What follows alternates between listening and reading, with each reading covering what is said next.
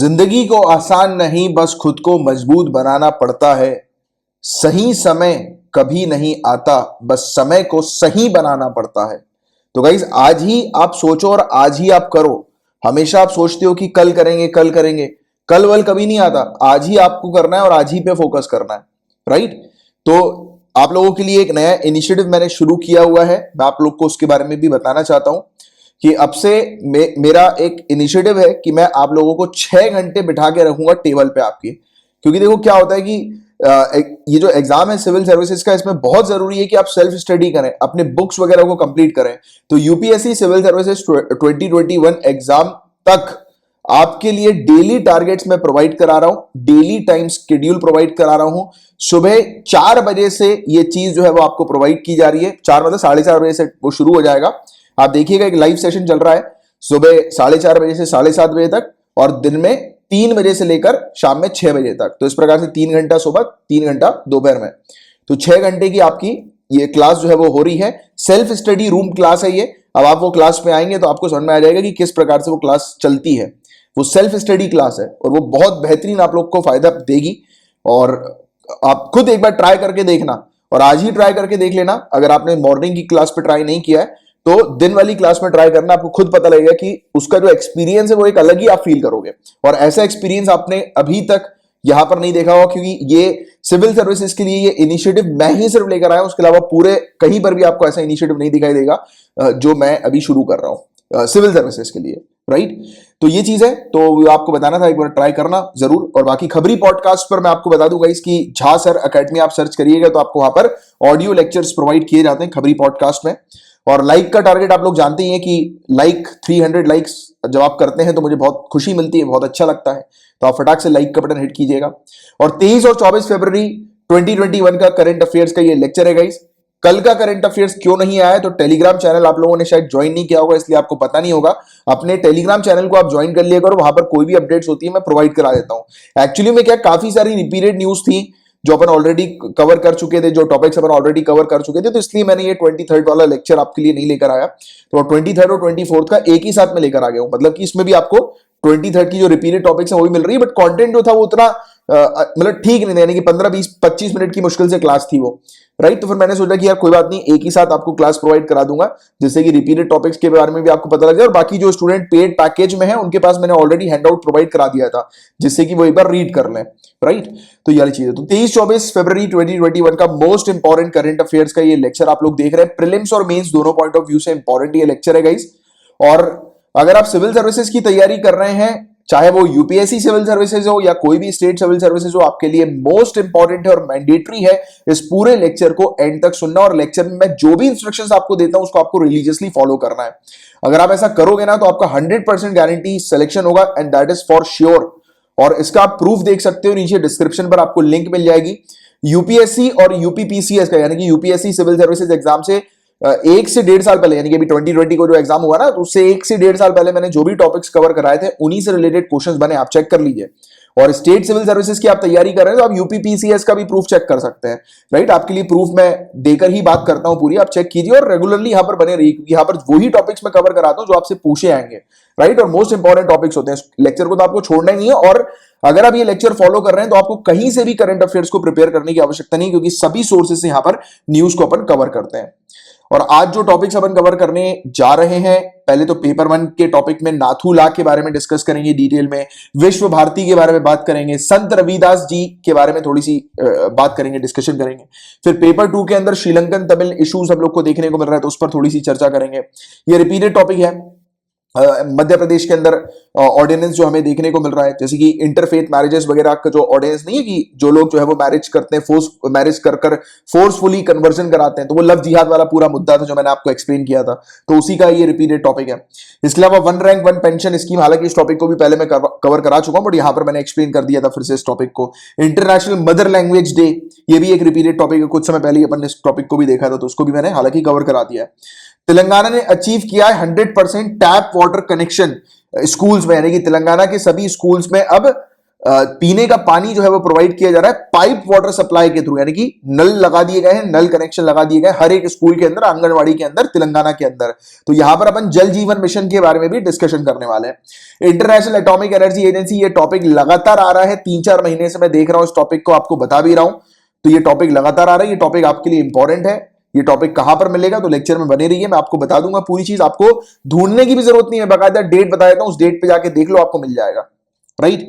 और अभी बने रहो अभी तो लेक्चर में। तो ये पेपर 2 के टॉपिक्स हो गए। फिर पेपर 3 के टॉपिक में हेलिना और ध्रुवस्त्र करके हम लोग को एक मिसाइल देखने को मिल रही है, तो इस पर थोड़ी सी बात करेंगे। सॉफ्टवेयर डिफाइंड रेडियो क्या होता है, तो उसके बारे में डिस्कस करेंगे। एक नई पब्लिक सेक्टर एंटरप्राइज पॉलिसी आई है, तो इसके बारे में बात करने जा रहे हैं, राइट। इसके अलावा ये रिपीटेड टॉपिक हम लोग को कैर्न आर्बिट्रेशन अवार्ड का देखने को मिल रहा है। एक कंपनी है जिससे इंडिया केस हार गई थी, इंटरनेशनल जो कोर्ट है, अंतरराष्ट्रीय जो अदालत है, तो वहां पर ये पूरा मामला चला था, तो जिसमें इंडिया केस हार गई थी, इंडिया को पैसे देने थे इस कैर्न एनर्जी नाम की कंपनी को, राइट। बट अभी इंडिया फैसला कर रही है कि इंडिया जो कोर्ट जो है, इंटरनेशनल कोर्ट ने जो मतलब जो कंपनी के फेवर में जो डिसीजन दिया है और इंडिया को कहा है कि इंडिया को पैसे चुकाने होंगे कैर्न एनर्जी को, तो इस पर इंडिया जो है वो अपील करने वाली, फर्दर अपील करने वाली है इनके डिसीजन को, इंटरनेशनल कोर्ट के डिसीजन को। तो वो एक पूरा इशू है, तो उसके बारे में भी मैंने थोड़ी सी जानकारी आपको दी। और बाकी ये जो पूरा मुद्दा जो है कैर्न वाला, कैर्न आर्बिट्रेशन अवार्ड वाला, तो वो मैंने बताया हुआ है कि कहां पर वो आपको मिलेगा। इसके अलावा पार्टिसिपेटरी नोट्स, ये भी अगेन एक रिपीटेड टॉपिक है, बट मैंने समझा दिया कि क्या होते हैं, इसके टर्म्स टर्मिनोलॉजीज के बारे में एक्सप्लेन किया है। WCCB ने एशिया एनवायरमेंटल इन्फोर्समेंट अवार्ड 2020 जीता है, तो उस पर बात करी है। ब्लैक फुटेड फेरिट एक प्रजाति है, एक स्पीसीज, और बहुत इंटरेस्टिंग वाला टॉपिक है, ये टॉपिक तो जरूर देखना, बहुत इंटरेस्टिंग टॉपिक है। मतलब एक प्रजाति लुप्त हो गई थी, एक्सटेंट हो गई थी, यानी कि जिसका धरती पर मतलब एग्जिस्टेंस नहीं था, तो उसकी डेड बॉडी से, यानी कि मरी हुई उसकी जो बॉडी है, उससे सेल्स वगैरह निकालकर क्लोन कर दिए। मतलब कि जो प्रजाति एक्सटेंट हो गई है उसको बनाने की कोशिश कर दी यूएसए ने, अमेरिका ने। तो बहुत ही शानदार चीज हम लोग को ये देखने को मिली, बहुत ही शानदार न्यूज देखने को मिली है।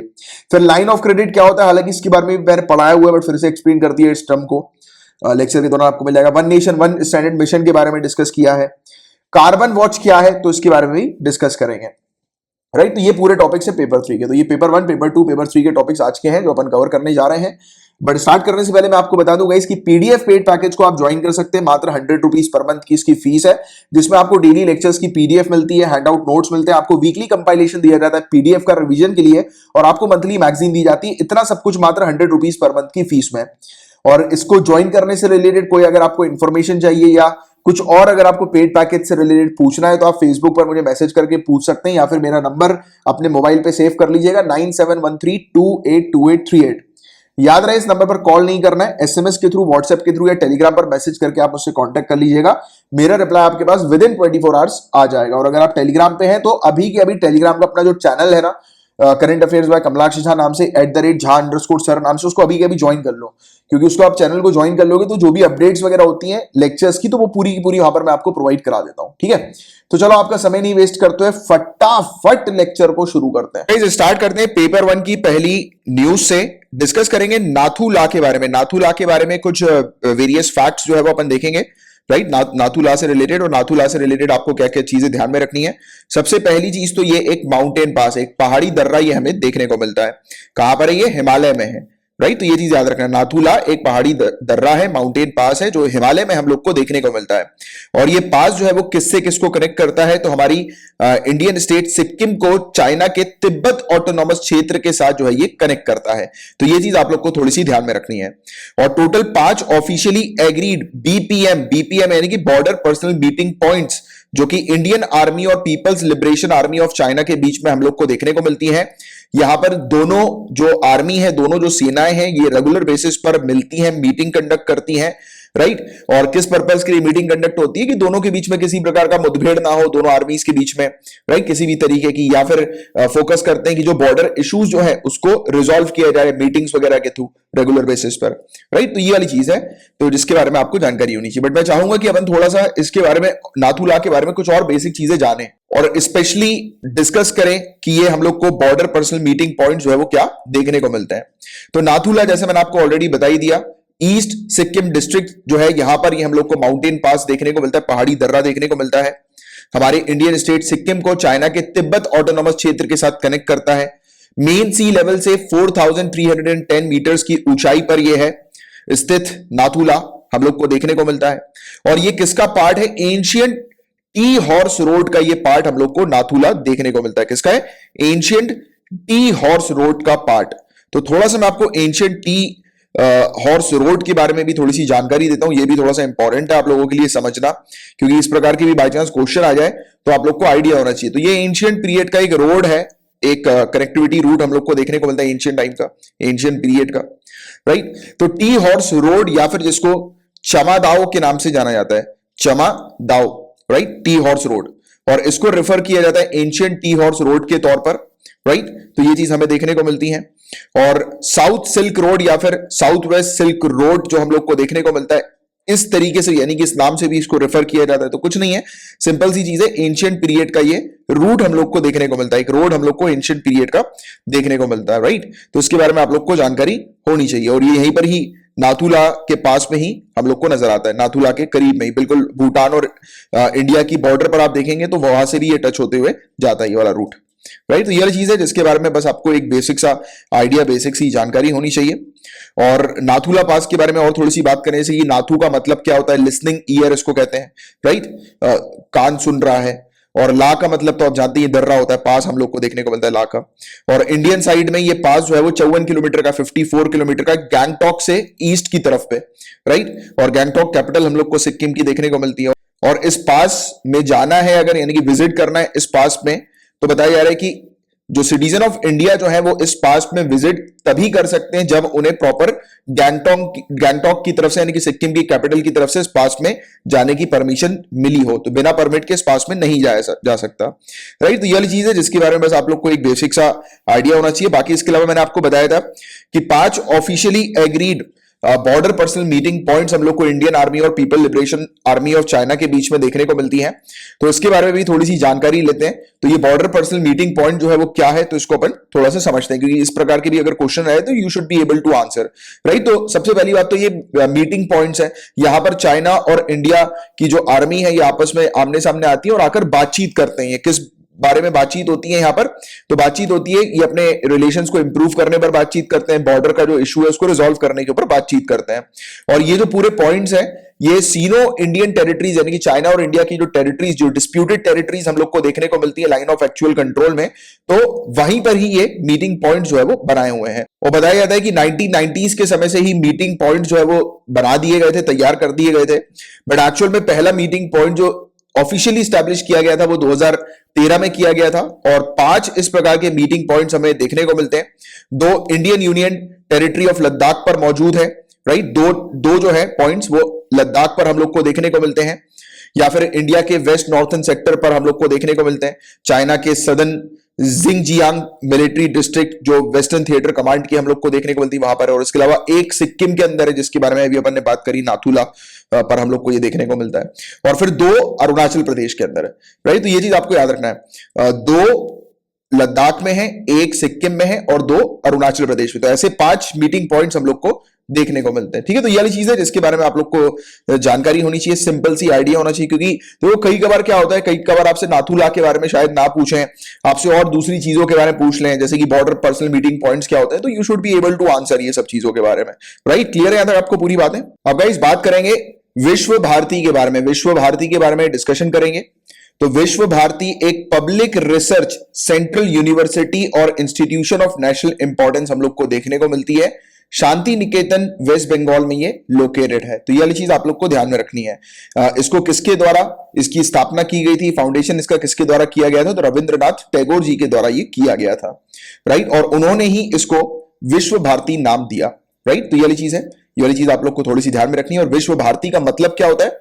विश्व का भारत के साथ समागम, communication of world with India, विश्व का भारत के साथ समागम। तो ये चीज आपको थोड़ी सी ध्यान में रखनी है।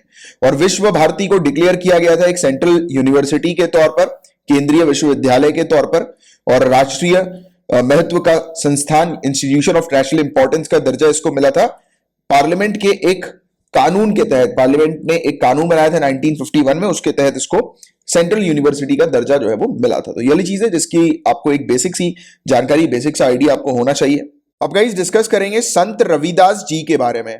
काफी इंपॉर्टेंट टॉपिक है, इनसे रिलेटेड कुछ फैक्ट्स आपको ध्यान में रखना है। जैसे कि नॉर्थ इंडिया में, उत्तर भारत में भक्ति आंदोलन के, ये भक्ति मूवमेंट के ये पोएट सेंट हम लोग को देखने को मिले थे, संत कवि हमें देखने को मिले थे।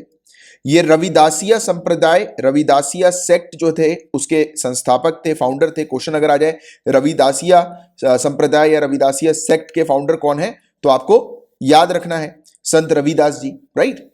आगे की बात करते हैं। इन्होंने जाति आधारित भेदभाव के खिलाफ उद्देश्य और शिक्षा दी थी। कास्ट बेस्ड डिस्क्रिमिनेशन के अगेंस्ट जो है वो इन्होंने शिक्षा दी थी। और उनके द्वारा रचित कुछ भक्ति छंदों यानी कि डिवोशनल वर्सेस जो हैं उसको गुरु ग्रंथ साहिब में भी शामिल किया गया है। Very important fact, Guru Granth Sahib में भी इनके द्वारा प्रोवाइड किए गए वर्सेस जो है वो शामिल है। अब गाइस डिस्कस करेंगे पेपर 2 के टॉपिक्स को। तो श्रीलंकन तमिल इशू के बारे में यहां पर बात हो रही है, श्रीलंकाई तमिलों संबंधी मुद्दे के बारे में यहां पर बात हो रही है। तो सबसे पहली चीज तो आप लोगों के लिए क्वेश्चन है, नीचे कमेंट बॉक्स पर इसका आंसर लिखकर बताइए कि श्रीलंका के अंदर मेजॉरिटी कम्युनिटी कौन सी है। लार्जेस्ट एथनिक ग्रुप का नाम बताइए जरा नीचे कमेंट बॉक्स पर श्रीलंका के। तो होपफुली आप सभी लोगों ने सही उत्तर दिया होगा, सही आंसर दिया होगा। सेनहालीज जो है वो लार्जेस्ट एथनिक ग्रुप हम लोग को श्रीलंका के अंदर देखने को मिलता है। और माइनॉरिटी में श्रीलंका के अंदर तमिल है।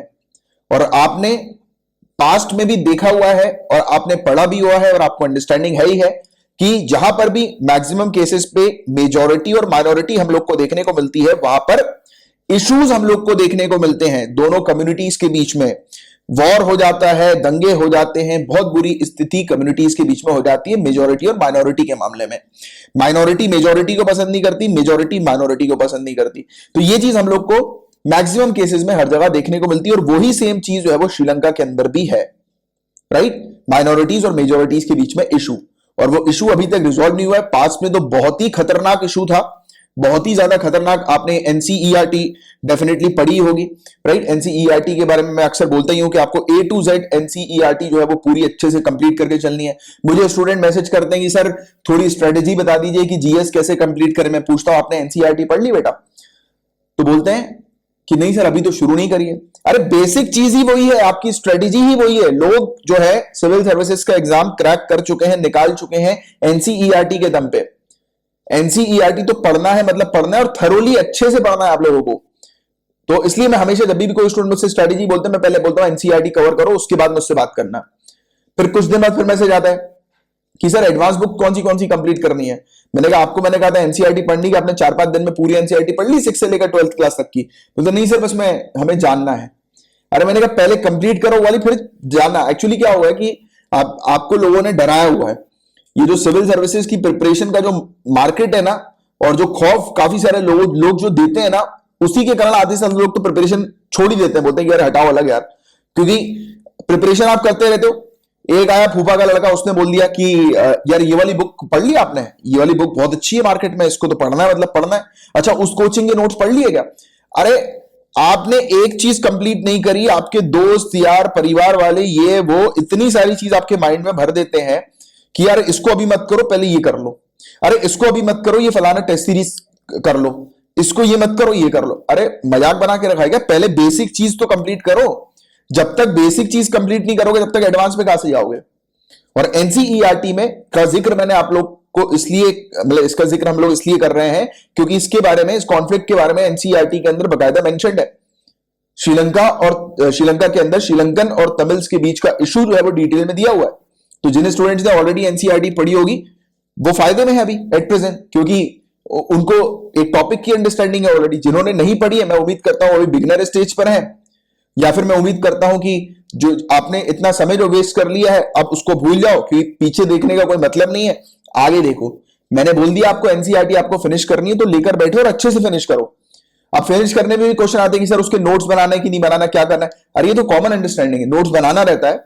आप बुक पढ़ रहे हो, बुक में हाईलाइट करो, अंडरलाइन करो, जो भी चीज आपको इंपॉर्टेंट लग रही है, फिर दूसरी बार जब आप बुक पढ़ोगे तो जो चीज आपने अंडरलाइन करी है, जो चीज आपने हाईलाइट करी है, सिर्फ उसी को पढ़ो, उसमें से भी चीजों को कम करने की कोशिश करो कि आपने जो चीज अंडरलाइन करी है वो आप दूसरी बार में रिकॉल कर पा रहे हो, तो जो चीज रिकॉल नहीं कर पा रहे हो उस पर सर्कल बना दो या कुछ उस पर दूसरा कलर यूज कर लो, राइट। तो इस तरीके की स्ट्रेटेजी बना के चलो, क्योंकि अल्टीमेटली आपको क्या करना है, आपको अपने मेमोरी को, मतलब इसमें सिर्फ पढ़ना ही पढ़ना नहीं है, आपको अपने माइंड को सिखाना है अपनी, कि आप जो है वो ज्यादा से ज्यादा चीजें ग्रास्प कर पा रहे हो कि नहीं कर पा रहे हो। आज आपने चीज पढ़ी, पलट के आप उसको एक हफ्ते एक महीने के बाद देख रहे हो, तो आपको वो चीज जो है वो रिकॉल हो पा रही है कि नहीं हो पा रही, वो चीज इंपॉर्टेंट होती है, राइट। इतना ज्ञानी कोई नहीं कि किसी को हर एक पेज में क्या लिखा है वो पता लग जाए, राइट। इतना ज्ञानी कोई नहीं है, बट मेमोराइज करना, उस चीज के बारे में थोड़ा सा ध्यान में रखना, वो चीज इंपॉर्टेंट रहता है। बस हर एक चीज नहीं पढ़नी है, कुछ कुछ काम की चीजें, और सिर्फ अंडरस्टैंडिंग डेवलप करनी है किसी टॉपिक की। श्रीलंका का जो पूरा मुद्दा है वो माइनॉरिटी और मेजॉरिटी को बेस्ड का मुद्दा हम लोग को देखने को मिलता है मोटे मोटे तौर पर। तो वो एक कॉन्सेप्ट, वो एक अंडरस्टैंडिंग आप लोग को डेवलप करनी, बिल्डअप करनी है। समझ पा रहे हो बात को? तो इसलिए आपको जिसने भी जो भी कहा, जिसने भी जो भी आपको स्ट्रेटेजी बताई, आप उस स्ट्रेटेजी को अभी के लिए साइड में रख दो, कहीं पर लिख कर रख लो।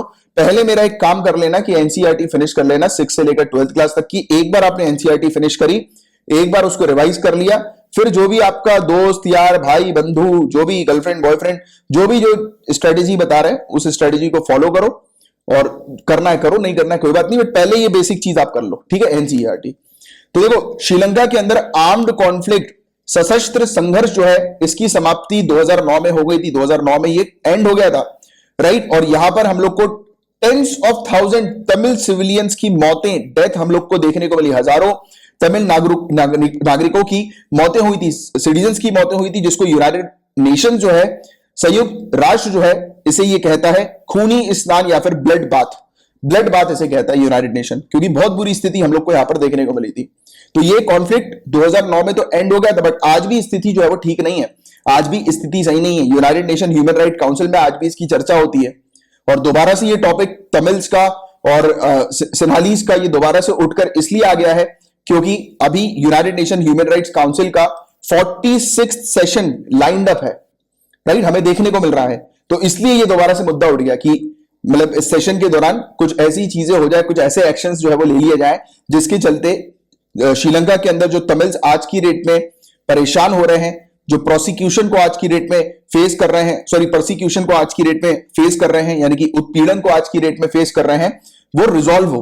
वहां श्रीलंका की जो सरकार है वो थोड़ी सी अकाउंटेबल और रिस्पॉन्सिबल बने अपने सिटीजन्स के लिए।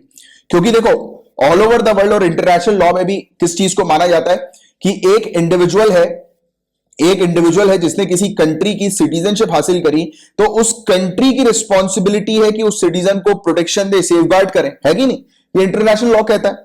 बट हम लोग देखते हैं कि कंट्रीज के अंदर भी इश्यूज होते हैं। कंट्री के अंदर जो सरकारें जो होती है वो मेजोरिटी को सपोर्ट करती है, कई केसेस में माइनॉरिटी को सपोर्ट नहीं करती, या फिर मेजोरिटी के फेवर में कई सारे डिसीजन लेती है, माइनॉरिटी के फेवर में नहीं लेती। तो यहां पर श्रीलंका में भी यही चीज देखने को मिल रही है। काफी सारे जो डिसीजन होते हैं वो मोटे मोटे तौर पर, मेनली तौर पर मेजोरिटी के फेवर में चले जाते हैं। और चलो ठीक है, ये तो रही बात डिसीजन की, इसको भी एक बार अपन इग्नोर कर सकते हैं, अवॉइड कर सकते हैं। बट प्रॉब्लम क्या हो रही है श्रीलंका के अंदर? आज भी लोग गायब हो रहे हैं। गायब होने का अर्थ समझ रहे हो? आज भी लोगों को गड़ा दिया जा रहा है, मार दिया जा रहा है, तमिल्स को। तो ये इशू यहां पर देखने को मिल रहा है। जो लोग मिसिंग हो रहे हैं आज की डेट में, यानी कि जो आज की डेट में जो परसिक्यूशन वगैरह फेस कर रहे हैं, जो मिसिंग है, यानी कि किसी फैमिली का एक सदस्य जो है वो मिसिंग हो गया, उस फैमिली के पूरे मेंबर जो है वो सरकारी दफ्तरों के चक्कर लगा रहे हैं, सरकार से बार बार जो है वो कह रहे हैं, डिमांड कर रहे हैं कि एक्शन लिया जाए उन लोगों के खिलाफ जो लोग इस कार्रवाई में इन्वॉल्व है, इस प्रकार के एक्ट्स में इन्वॉल्व है, राइट, जो लोगों की हत्या कर रहे हैं बेवजह।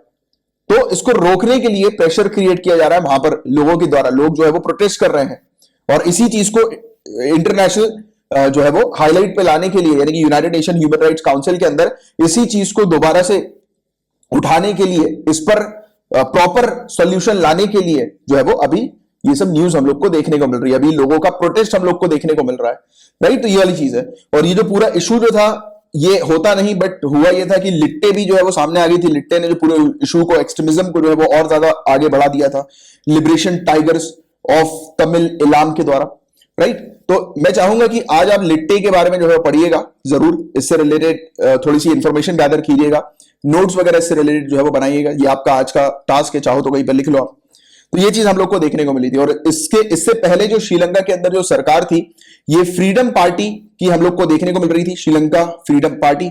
सरकार जो थी वहां की, तो उन्होंने फोकस किया था 2013 में, इन्होंने एक रेजोल्यूशन जो है वो लेकर आए थे और इन्होंने कहा था कि बहुत ही जल्दी जो है वो कार्य किया जाएगा कि मतलब जो भी लोग इन्वॉल्व हैं ये तमिलियंस की डेथ पे, यानी कि तमिलियन की डेथ का कारण जो लोग बने हैं, जो लोग तमिल्स के अगेंस्ट जो है वो ऑपरेशंस कर रहे हैं, एक्टिविटीज कर रहे हैं श्रीलंका के अंदर, राइट, तो उन लोग को जो है वो पकड़ा जाए, उनके खिलाफ सख्त कार्रवाई की जाए और इन सब चीजों पर रोक लगाई जाए जिससे कि तमिल्स जो है वो सफर ना करे श्रीलंका के अंदर। बट हुआ क्या कि एट प्रेजेंट जो सरकार है श्रीलंका के अंदर, ये SLPP, श्रीलंका पोडुजना पेरुमुना, तो ये जो सरकार हम लोग को श्रीलंका के अंदर एट प्रेजेंट देखने को मिल रही है, उन्होंने इस पर्टिकुलर प्रस्ताव को ऑफिशियली हटा दिया, इस रेजोल्यूशन को ऑफिशियली विड्रॉ कर दिया है। तो ये भी एक इशू जो है वो सामने नजर आ रहा है, तो इसलिए वहां के लोग और ज्यादा परेशान है, राइट। तो ये चीज है गाइस, और इससे रिलेटेड मुझे ऐसा लगता है कि आने वाले कुछ दिनों में कुछ और आर्टिकल्स हम लोग को शायद देखने को मिल सकते हैं, और एक कुछ अच्छा आर्टिकल आएगा तो मैं आपको बताऊंगा इसके बारे में। बाकी अभी के लिए सिंपल सी चीज, आप लिट्टे के बारे में थोड़ा सा ध्यान में रखिए, और जो चीज मैंने भी आपको बताई, यानी कि लिट्टे के बारे में आपको पढ़ना है, आपका ये टास्क है, और जो चीज मैंने भी आपको पढ़ाई है उसके बारे में बस जानकारी आपको होनी चाहिए, एक आइडिया आपको होना चाहिए, ठीक है गाइस। एक टॉपिक अगेन हम लोग को रिपीटेड देखने को मिल रहा है, मध्य प्रदेश के ऑर्डिनेंस से रिलेटेड ये टॉपिक है। तो मध्य प्रदेश के अंदर हमने एक कानून जो है देखा था, डिस्कस किया था कि मध्य प्रदेश एक ऑर्डिनेंस लेकर आई थी, और ये ऑर्डिनेंस जो था वो किससे रिलेटेड था कि जो भी इंटरफेथ मैरिजेस हम लोग को देखने को मिलती है, राइट, यानी कि इंटरकास्ट मैरिजेस वगैरह जो होती हैं, जिसमें क्या किया जाता है, फोर्सफुली किसी जो कपल जो है उसमें से एक महिला वगैरह को स्पेशली कन्वर्ट करवा दिया जाता है। जैसे कि कोई मुस्लिम है, वो अगर किसी फोर्सफुली कन्वर्जन करा रहे हैं किसी महिला को, राइट, हिंदू में, या फिर कोई हिंदू है किसी मुस्लिम को फोर्सफुली जो है वो कन्वर्ट करवा रहे हैं, राइट, अपने धर्म को चेंज करने के लिए फोर्स कर रहे हैं, और इस प्रकार की एक्टिविटीज हम लोग को देखने को मिल रही है मैरिज के दौरान। तो ऐसी मैरिज को रोकने के लिए, खारिज करने के लिए, प्लस जो भी लोग इन सब कन्वर्जन एक्टिविटीज में इन्वॉल्व हैं, तो उनके खिलाफ सख्त कार्रवाई करने के लिए, राइट, तो ये ऑर्डिनेंस लाया गया था। और इसी प्रकार का ऑर्डिनेंस हम लोग को उत्तर प्रदेश में भी देखने को मिला था, और इसी प्रकार का ऑर्डिनेंस और भी जगह पर है, जैसे कि उत्तराखंड में भी हमें देखने को मिलता है। तो इस पर मैंने काफी डिटेल में केस स्टडी आपकी कंडक्ट करवाई हुई है। आप सिंपली यूट्यूब के सर्च कॉलम पे लिखिएगा मेरा नाम कमलाक्ष, KAMLAKSH, स्पेलिंग गलत मत लिखना, या फिर कमलाक्ष नाम से पहले, राइट, लिख देना लव जिहाद, लव जिहाद, और उसके आगे कमलाक्ष लिख देना, राइट। तो सर्च लिस्ट में जो भी अपने टॉपिक्स आएंगे, तो मेरे ख्याल से सबसे पहले ही 3-4 टॉपिक्स जो आपको मिल जाएंगे वो अपने ही लेक्चर्स के होंगे। तो वो सेपरेट लेक्चर्स मैंने आप लोग के लिए बनाए हुए हैं। लव जिहाद का सेपरेट लेक्चर है, उत्तर प्रदेश के कानून का अलग लेक्चर है, मध्य प्रदेश के कानून का अलग लेक्चर है। तो ये तीनों जो टॉपिक्स हैं उनको ध्यान से आप सुन लो, उनको ध्यान से आप देख लो, क्योंकि ये तीनों टॉपिक्स बहुत ही ज्यादा आप लोग के लिए इंपॉर्टेंट है एक अच्छी अंडरस्टैंडिंग को डेवलप करने के लिए। और मैंने हमेशा कहा है कि जो भी रिपीटेड टॉपिक्स होते हैं वो बहुत ही ज्यादा इंपॉर्टेंट होते हैं, राइट। तो आज ही आपका टास्क है, जिन स्टूडेंट्स ने ऑलरेडी देख लिया, आप मैगजीन से उसको रिवाइज कर लीजिएगा, या फिर 2x की स्पीड में दोबारा से लेक्चर को जो है वो सुन लीजिएगा, और उस लेक्चर को सुनने के बाद नीचे कमेंट बॉक्स में लिख देना उसी लेक्चर के कि सर रिवीजन डन, राइट। तो मुझे भी एटलीस्ट पता लग सके कि आपने रिवाइज कर लिया या आपने देख लिया, जो भी नए स्टूडेंट है उन्होंने देख लिया। तो आप लिख दिया करो, क्योंकि आप जब लिखते हो तो मुझे भी अच्छा लगता है कि हाँ यार आप भी मेहनत कर रहे हो, क्योंकि अल्टीमेटली मेहनत आपको ही करना है ना। मेरा काम है यहाँ पर पढ़ाना और आपको बताना, राइट, सही डायरेक्शन आपको देना, बट अल्टीमेटली कार्य करना किसका काम है? आपका काम है, राइट। मैं आपको एक ईजी रास्ता दिखा सकता हूँ कि इस रास्ते पे चलो, बट चलना आपका काम है, और आप चलने लगोगे तो हर एक कदम पर मैं आपकी हेल्प करूंगा, ये बात श्योर है, राइट। और उसके लिए मैंने, आप लोग सभी लोग शायद काफी सारे स्टूडेंट्स के बारे में जानते नहीं होंगे, आपसे एक प्रैक्टिस अपन ने शुरू कर दी है 6 आवर्स चैलेंज की 6 आवर्स चैलेंज की। आप 6 घंटे दिन में पढ़ पा रहे हो कि नहीं पढ़ पा रहे हो, 6 घंटे का चैलेंज एक्सेप्ट कर पा रहे हो कि नहीं कर पा रहे हो। तो इसको लेकर मैंने एक इनिशिएटिव शुरू किया है। जिन स्टूडेंट्स को नहीं पता है वो एक बार देखिएगा, चैनल के लाइव सेशन पे जाकर देखिएगा, राइट, या फिर टेलीग्राम का चैनल आप ज्वाइन कीजिए, आपको पता लगेगा उस इनिशिएटिव के बारे में। चलो, बाकी अभी ये टॉपिक जो था मध्य प्रदेश के इस ऑर्डिनेंस से रिलेटेड क्यों हमें देखने को मिला था, तो एक पिटीशन आई थी ऑनरेबल सुप्रीम कोर्ट के पास। हालांकि पिटीशन को जो है वो खारिज कर दिया ऑनरेबल सुप्रीम कोर्ट ने, राइट, उसको लेने से जो है वो इनकार कर दिया, क्योंकि पिटिशनर जो थे वो यही डिमांड कर रहे थे कि जिस प्रकार से उत्तर प्रदेश में कानून लाया गया, वैसे ही मध्य प्रदेश में इसी प्रकार का कानून लाया गया, और ये जो कानून है वो आर्टिकल 14, आर्टिकल 19(1)(a), आर्टिकल 21 इसका जो है वो उल्लंघन कर रहा है। तो इसके क्रिटिसिज्म के बारे में भी मैंने पूरी चीज आप लोग को डिटेल में एक्सप्लेन की हुई है। सिंपली बस आप वो 3 टॉपिक्स मैंने भी आपको बताया ना लव जिहाद वाले, तो वो 3 टॉपिक्स आप सुन लो एक बार और देख लो अच्छे से, तो आपके पूरे जितने भी डाउट्स हैं इन टॉपिक से रिलेटेड वो पूरे के पूरे अच्छे से क्रिस्टल क्लियर हो जाएंगे, ठीक है। तो ये था गाइस पूरा ओवरऑल टॉपिक जिसकी मुझे आप लोग को एक जानकारी देनी थी। अब गाइस बात हो रही है इंटरनेशनल मदर लैंग्वेज डे के बारे में। तो इससे रिलेटेड कुछ फैक्ट्स हम लोग जानते हैं। तो हर साल 21 फरवरी को इंटरनेशनल मदर लैंग्वेज डे, अंतरराष्ट्रीय मातृभाषा दिवस जो है वो मनाया जाता है। और ये जो दिवस जो है इसका आयोजन भाषाई और सांस्कृतिक विविधता यानी कि लिंग्विस्टिक और कल्चरल डाइवर्सिटी, इसके बारे में जागरूकता क्रिएट करने के लिए, इसको प्रमोट करने के लिए, और मल्टीलिंगुअलिज्म जो हम लोग को देखने को मिलती है, बहुभाषिता हम लोग को देखने को मिलती है, उसको बढ़ावा देने के लिए किया गया था। और इस दिवस की घोषणा 1999 में की गई थी यूनेस्को के द्वारा। यूनेस्को ने अनाउंस किया था इस दिवस के बारे में, राइट। और फॉर्मली इसको 2002 में यूनाइटेड नेशन जनरल असेंबली के द्वारा रिकॉग्नाइज कर लिया था। आइडिया जो था ये इंटरनेशनल मदर लैंग्वेज डे को सेलिब्रेट करने का, ये बांग्लादेश का इनिशिएटिव था।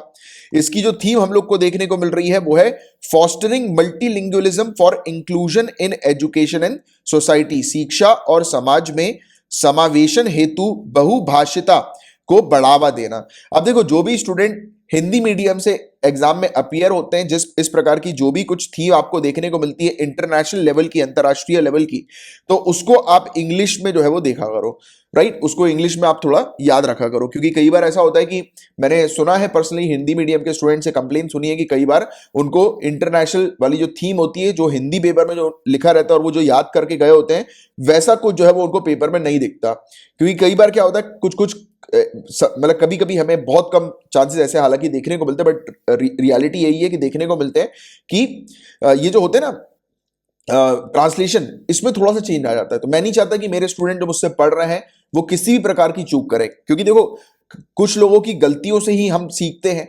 और अगर कुछ लोगों ने गलती करी है और उन्होंने बताया कि उनसे ये गलती हुई है, तो उस गलती से सीख लेना ही जो है वो सबसे सही चीज होती है।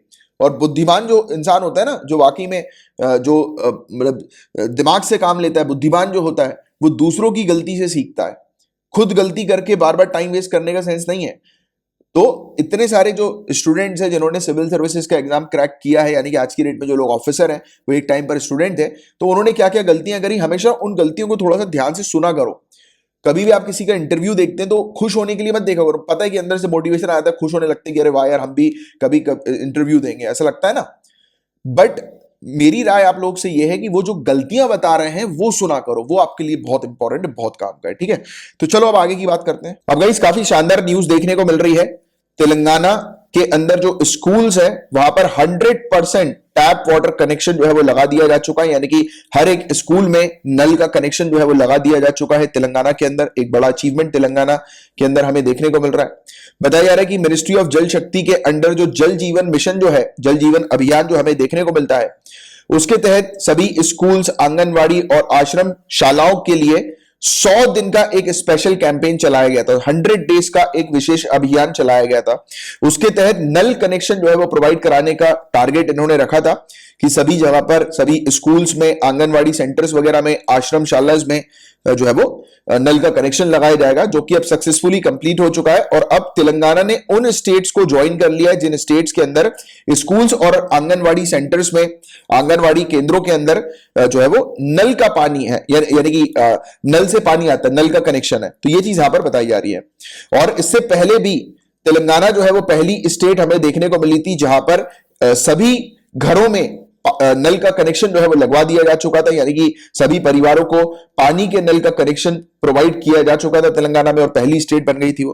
तो ये बहुत शानदार चीज हम लोग को तेलंगाना के अंदर देखने को मिल रही है, जो ये इनिशिएटिव है मिनिस्ट्री ऑफ जल शक्ति का, जल जीवन मिशन। तो ये जो मिशन है वो सक्सेसफुली अच्छी तरीके से इंप्लीमेंट हुआ है तेलंगाना में, और उसका रिजल्ट हम लोग को सामने देखने को मिल रहा है। तो ये जो जल जीवन मिशन है, इसके बारे में पहले भी आपको पढ़ा चुका हूं, बट काफी समय हो गया था इसको पढ़ाए हुए, तो अब फिर से ये टॉपिक न्यूज में आया, तो पूरी चीज डिटेल में इसकी आप समझो। तो अगस्त 2019 में इसको अनाउंस किया गया था, इसकी घोषणा की गई थी, इस अभियान की, इस मिशन की। इस मिशन का मेन टारगेट यह है कि 2024 तक, टारगेट बहुत इंपॉर्टेंट है, आपको ध्यान में रखना है टारगेट, 2024 तक सभी रूरल एरियाज की यहां पर बात हो रही है, सभी ग्रामीण इलाकों की यहां पर बात हो रही है, सभी ग्रामीण परिवारों के लिए पाइप से, यानी कि पाइप से वाटर सप्लाई जो है वो प्रोवाइड कराना है। तो ये चीज यहां पर बताई जा रही है। टारगेट बहुत ज्यादा इंपॉर्टेंट होता है। टारगेट अगर आप मेंस में लिखते हैं तो आपका मेंस का आंसर बहुत अच्छा दिखता है। तो ये टारगेट आप अच्छे से ध्यान में रखिएगा। और इसके तहत बताया जा रहा है कि 55 litres per capita per day जो प्रिस्क्राइब क्वालिटी हमें देखने को मिलती है लॉन्ग टर्म और रेगुलर बेसिस पर, यह चीज प्रोवाइड की जा रही है, राइट। एम इसका क्या है लोकल इंफ्रास्ट्रक्चर क्रिएट करना, इस मिशन का एम है लोकल इंफ्रास्ट्रक्चर क्रिएट करना रेन वाटर हार्वेस्टिंग के लिए, यानी कि बारिश का जो पानी आ रहा है वो वेस्ट नहीं होना चाहिए, वो प्रॉपर ग्राउंड वाटर उससे रिचार्ज होना चाहिए, यानी कि ग्राउंड वाटर तक जो है वो बारिश का पानी जाना चाहिए या फिर कलेक्ट होना चाहिए, बारिश का पानी वेस्ट नहीं होना चाहिए। ग्राउंड वाटर रिचार्ज और management of household waste water, यानी कि घरों से जो पानी जो है वो वेस्ट होकर निकलता है, कई कई बार हम लोग देखते हैं ना, और इवन अवेयरनेस वगैरह भी क्रिएट किया जाता है इस जल जीवन मिशन के तहत कि जो पानी जो है वो कई बार हम देखते हैं कि नल से मतलब टपकता रहता है, टप टप टप टप करके टपकता रहता है, और पूरे दिन में वो कितने लीटर तो पानी जो है वो बह जाता है, जिसका हम लोग अंदाजा ही नहीं लगाते, हर एक सेकंड पे एक ड्रॉप जो है वो उसकी गिर रही होती है, तो कितना वेस्टेज होता है पानी का। और कई कई जगह तो बिल्कुल जो है वो पानी खुला ही रहता है, वाटर वेस्टेज हम लोग को देखने को मिलती है। तो इस पर भी ये जल जीवन मिशन अवेयरनेस कैंपेन के थ्रू अवेयरनेस क्रिएट करता है। और इस मिशन को किसके तहत इंप्लीमेंट किया जाता है, तो गांधी जी के ग्राम स्वराज प्रिंसिपल को, ग्राम स्वराज के सिद्धांत को फॉलो करते हुए, इसका पालन करते हुए जल जीवन मिशन के अंडर लोकल विलेज कम्युनिटी, ग्राम पंचायत सब कमेटी या फिर village water and sanitation committee या पानी समिति जिसको कहते हैं, तो उनका ग्रुप बनाया हुआ है। और इस ग्रुप के अंदर 10 से 15 लोग हैं, जिसमें 50% महिलाएं हम लोग को देखने को मिलती है जो कि इन्वॉल्व है। और ये जो ग्रुप बनाया हुआ है यानी कि ग्राम पे, यानी कि गांव क्षेत्रों में, तो ये जो ग्रुप है इसमें 50% जो महिला है, इस ग्रुप का जो काम होता है वो प्लान करने का होता है, इंप्लीमेंट करने का होता है, मैनेजमेंट करने का होता है, ऑपरेट करने का होता है, वाटर सप्लाई सिस्टम को मेंटेन करने का होता है, ये इंश्योर करने के लिए कि लॉन्ग टर्म सस्टेनेबिलिटी बनी रहे, ड्रिंकिंग वाटर सिक्योरिटी को अचीव करने के लिए, यानी कि वाटर वेस्टेज ना हो। तो ये जल जीवन मिशन के थ्रू जितनी भी प्लानिंग्स होती है, जितनी भी पॉलिसीज वगैरह बनाई जाती है, या फिर जो भी प्रोजेक्ट आता है, तो उसको इंप्लीमेंट किया जाता है गांव गांव में एक ग्रुप के द्वारा, और उस ग्रुप के अंदर 10 से 15 मेंबर्स हम लोग को देखने को मिलते हैं, जिसमें 50% महिलाएं होती हैं। तो इस प्रकार से इंप्लीमेंट होता है ये जल जीवन मिशन के प्रोजेक्ट्स। और फंडिंग इसकी किस प्रकार से हम लोग को देखने को मिलती है, तो सेंटर और स्टेट के बीच में जब भी आप देखो कि हिमालय की बात हो रही है या नॉर्थ ईस्टर्न स्टेट्स की बात हो रही है, तो 90-10 का हम लोग को शेयरिंग देखने को मिलती है, यानी 90% केंद्र पैसा लगाती है, 10% स्टेट पैसा लगाती है। और दूसरी स्टेट्स के लिए 50-50% है, और यूनियन टेरिटरी के लिए 100% है। तो वो कॉमन फंडिंग पैटर्न है, ये हमेशा हर जगह ही हम लोग को ये इस प्रकार का फंडिंग पैटर्न जो है वो कॉमन ही देखने को मिलता है।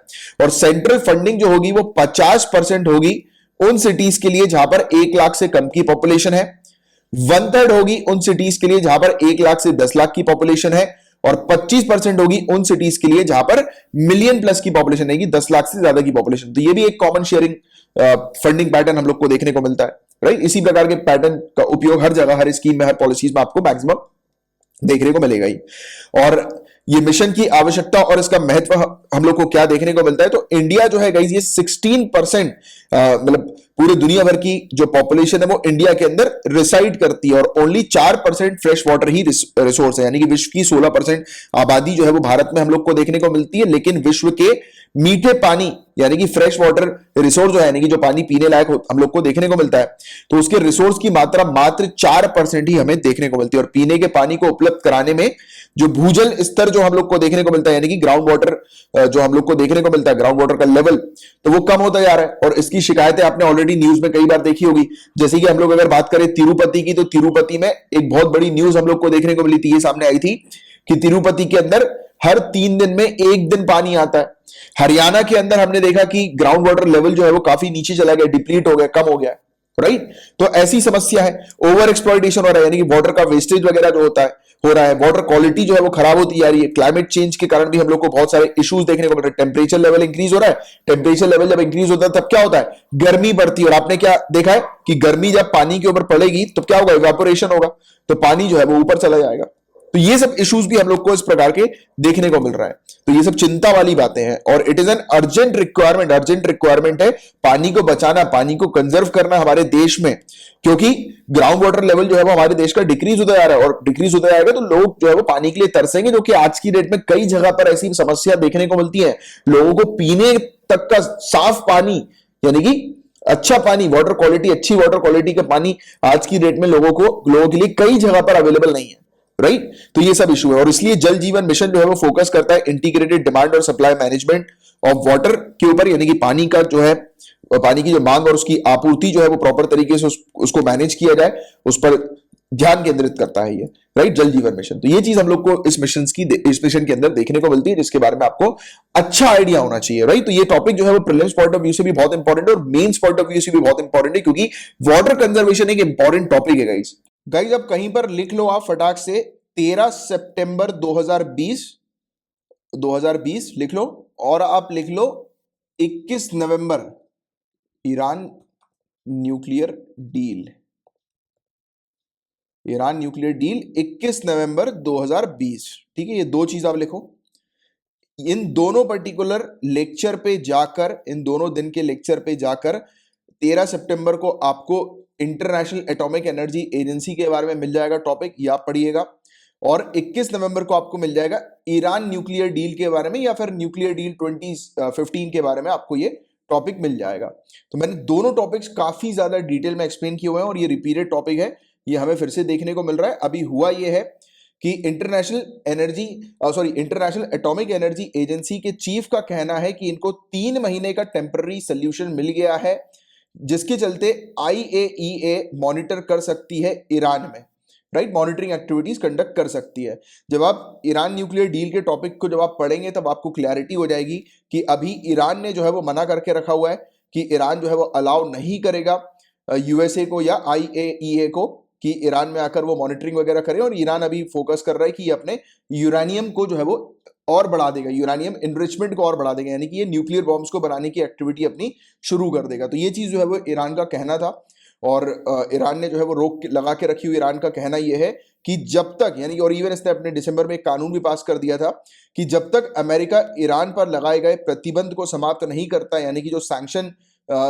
मतलब ईरान के ऊपर अमेरिका ने लगाए हैं, जब तक अमेरिका उन सैंक्शन को नहीं हटाता है, तब तक ये अलाउ नहीं करेगा किसी भी प्रकार की इंस्पेक्शन एक्टिविटीज को ईरान के अंदर, यानी कि अलाउ नहीं करेगा IAEA को कि IAEA जो है वो ईरान में आए और आकर उसकी यूरेनियम एनरिचमेंट या फिर इसके जो प्रोजेक्ट्स हम लोग को देखने को मिलते हैं उसकी जांच करेगी, कहीं पर ये न्यूक्लियर वेपन्स बनाने का काम तो नहीं कर रहा है, या फिर न्यूक्लियर वेपन्स के लिए जो चीजों की आवश्यकता होती है तो उसका ये अरेंजमेंट तो नहीं कर रहा, राइट, एटॉमिक न्यूक्लियर चीजों को ये प्रोड्यूस तो नहीं कर रहा। तो ये इन सब चीजों की जांच करने के लिए ये अलाउ नहीं करेगा। तो ये चीज इसकी हम लोग को देखने को मिली। और वो दो टॉपिक्स जो मैंने आपको बताए हैं दोनों डेट्स के, तो उनको आप जरूर से देख लीजिएगा, 21 नवंबर और 13 सितंबर। अब गाइस बात हो रही है one rank one pension scheme के बारे में। तो देखिए यहां पर बताया ये जा रहा है ये one rank one pension scheme के बारे में कि जून 2020 से इसका रिव्यू जो है वो अभी भी पेंडिंग है, यानी कि इसको रिव्यू जो है वो, इसकी समीक्षा जो है वो अभी तक नहीं की गई है।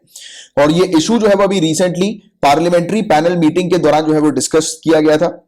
और इस योजना में कुछ कमियां, कुछ लूप होल्स हम लोग को देखने को मिले थे, जिनको फिक्स करने की, जिनमें सुधार लाने की आवश्यकता है, बताया जा रहा है।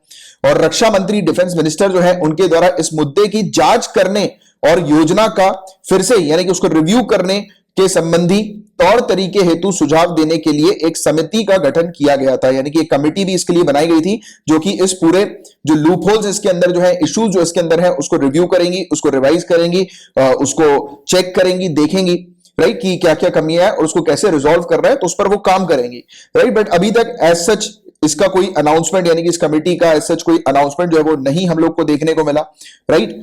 और देखिए one rank one pension scheme जो है वो क्या है, तो इसको समझिए आप। तो जो हमारे जो रिटायर्ड जो आर्मी पर्सनल हम लोग को देखने को मिलते हैं, यानी कि जो रिटायर्ड जो हमारे वेटरन्स हैं, यानी कि मिलिट्री ऑफिशियल जो हम लोग को, सैनिक जो हम लोग को देखने को मिलते हैं जो रिटायर्ड हैं, तो उनकी डेट ऑफ रिटायरमेंट को छोड़कर उन्होंने कितने समय तक सर्व किया, कितने समय तक देश की सेवा करी और उनकी रैंक क्या थी, इस आधार पर यूनिफॉर्म पेंशन जो है वो क्रिएट किया जाए, राइट। यानी कि उनको सभी को पेंशन मिलनी चाहिए, और पेंशन जो मिलनी चाहिए वो उनकी डेट ऑफ रिटायरमेंट के ऊपर आधारित नहीं मिलनी चाहिए, बल्कि कितने सालों तक उन्होंने काम किया और किस रैंक पे थे वो, इसको देखते हुए उनको पेंशन मिलनी चाहिए।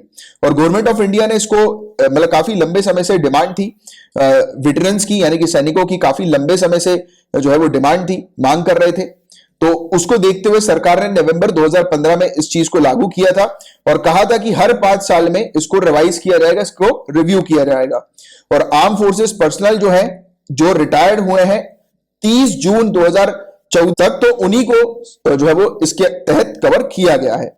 और इस स्कीम का इंप्लीमेंटेशन जो था वो था कोशियारी समिति के या कमेटी के रिकमेंडेशन के आधार पर इसको जो है वो बनाया गया था, इंप्लीमेंट किया गया था, राइट, इस one rank one pension scheme को। तो ये कुछ बेसिक सी जानकारी है जिसके बारे में आपको आइडिया होना चाहिए। और पेपर 2 से रिलेटेड सिर्फ इतने ही टॉपिक्स थे, अब पेपर 3 के टॉपिक्स की तरफ आगे बढ़ रहे हैं। गाइज आगे बढ़ने से पहले कुछ कोर्सेज के बारे में मैं आपको बताना चाहूंगा। सीसेट का कोर्स आपके लिए अवेलेबल है। सीसेट की पूरी तैयारी यहां पर इस कोर्स में आपको करवाई जा रही है। इसकी फीस मात्र 999 रुपए है। इसकी 3 डेमो क्लास भी आपको फ्री में प्रोवाइड की गई है। हिस्ट्री का कोर्स अवेलेबल है जहां पर आपको पूरी फुल फ्लैश तैयारी हिस्ट्री की करवाई जा रही है। एंशिएंट, मेडिवल और मॉडर्न इंडियन हिस्ट्री पूरी तरह से आपकी कंप्लीट करवाई जाएगी। और ये अगर आप कोर्स ले लेते हैं तो ये मान के चलो हिस्ट्री के इस कोर्स में हिस्ट्री सेक्शन के अंदर ये मान के चलिए कि आप कोई भी सवाल जो है वो छोड़कर नहीं आएंगे। पूरी फुल फ्लेज आपकी तैयारी करवाई जा रही है। इस कोर्स को आप अगर अवेल कर लेते हैं तो सफिशिएंट है। पूरी अच्छे से आपको मेडिवल, एंशिएंट और मॉडर्न इंडियन हिस्ट्री वो भी बहुत ही इंटरेस्ट के साथ आपको इसकी तैयारी करवाई जा रही है। और आप इसका डेमो अगर आपको चाहिए तो डेमो के लिए आप मुझसे कांटेक्ट कर सकते हैं मेरे नंबर पर। याद रहे नंबर पर कॉल बस मत करना, मैंने आपको स्टार्टिंग में बताया था नंबर 9713282838। इस पर एसएमएस, व्हाट्सएप या टेलीग्राम के थ्रू मैसेज कर लेना, मैं आपको इसके डेमो दे दूंगा, ठीक है। उसकी फीस भी काफी कम है, 1449 रुपीज हिस्ट्री के कोर्स की फीस है, बहुत ही कम। और मैं आपको गारंटी देता हूं इससे कम में जो क्वालिटी मैं आपको प्रोवाइड करा रहा हूं वो क्वालिटी अगर आप मुझे बता देते हो तो ये कोर्स मैं आपको फ्री में दे दूंगा, राइट। 1449 मात्र रुपए इसकी फीस रखी गई है। लाइव क्लासेस आपको प्रोवाइड की जा रही है। आपको कोई भी डाउट आता है किसी भी टॉपिक में, डायरेक्टली आप सर से बात करके अपने डाउट्स को रिजॉल्व करवा सकते हैं। तो पूरी अच्छे से आपकी तैयारी करवाई जा रही है यहाँ पर। और जो भी स्टूडेंट्स सिविल सर्विसेज की सीरियसली तैयारी कर रहे हैं और अगर आपका हिस्ट्री अच्छा नहीं है और अगर आप अपने हिस्ट्री को और अच्छा करना चाहते हैं तो ये कोर्स जरूर ज्वाइन कीजिएगा, हाईली रिकमेंडेड। और सीसेट का कोर्स वो स्टूडेंट ज्वाइन कीजिएगा जिनका मैथ्स और रीजनिंग वीक है।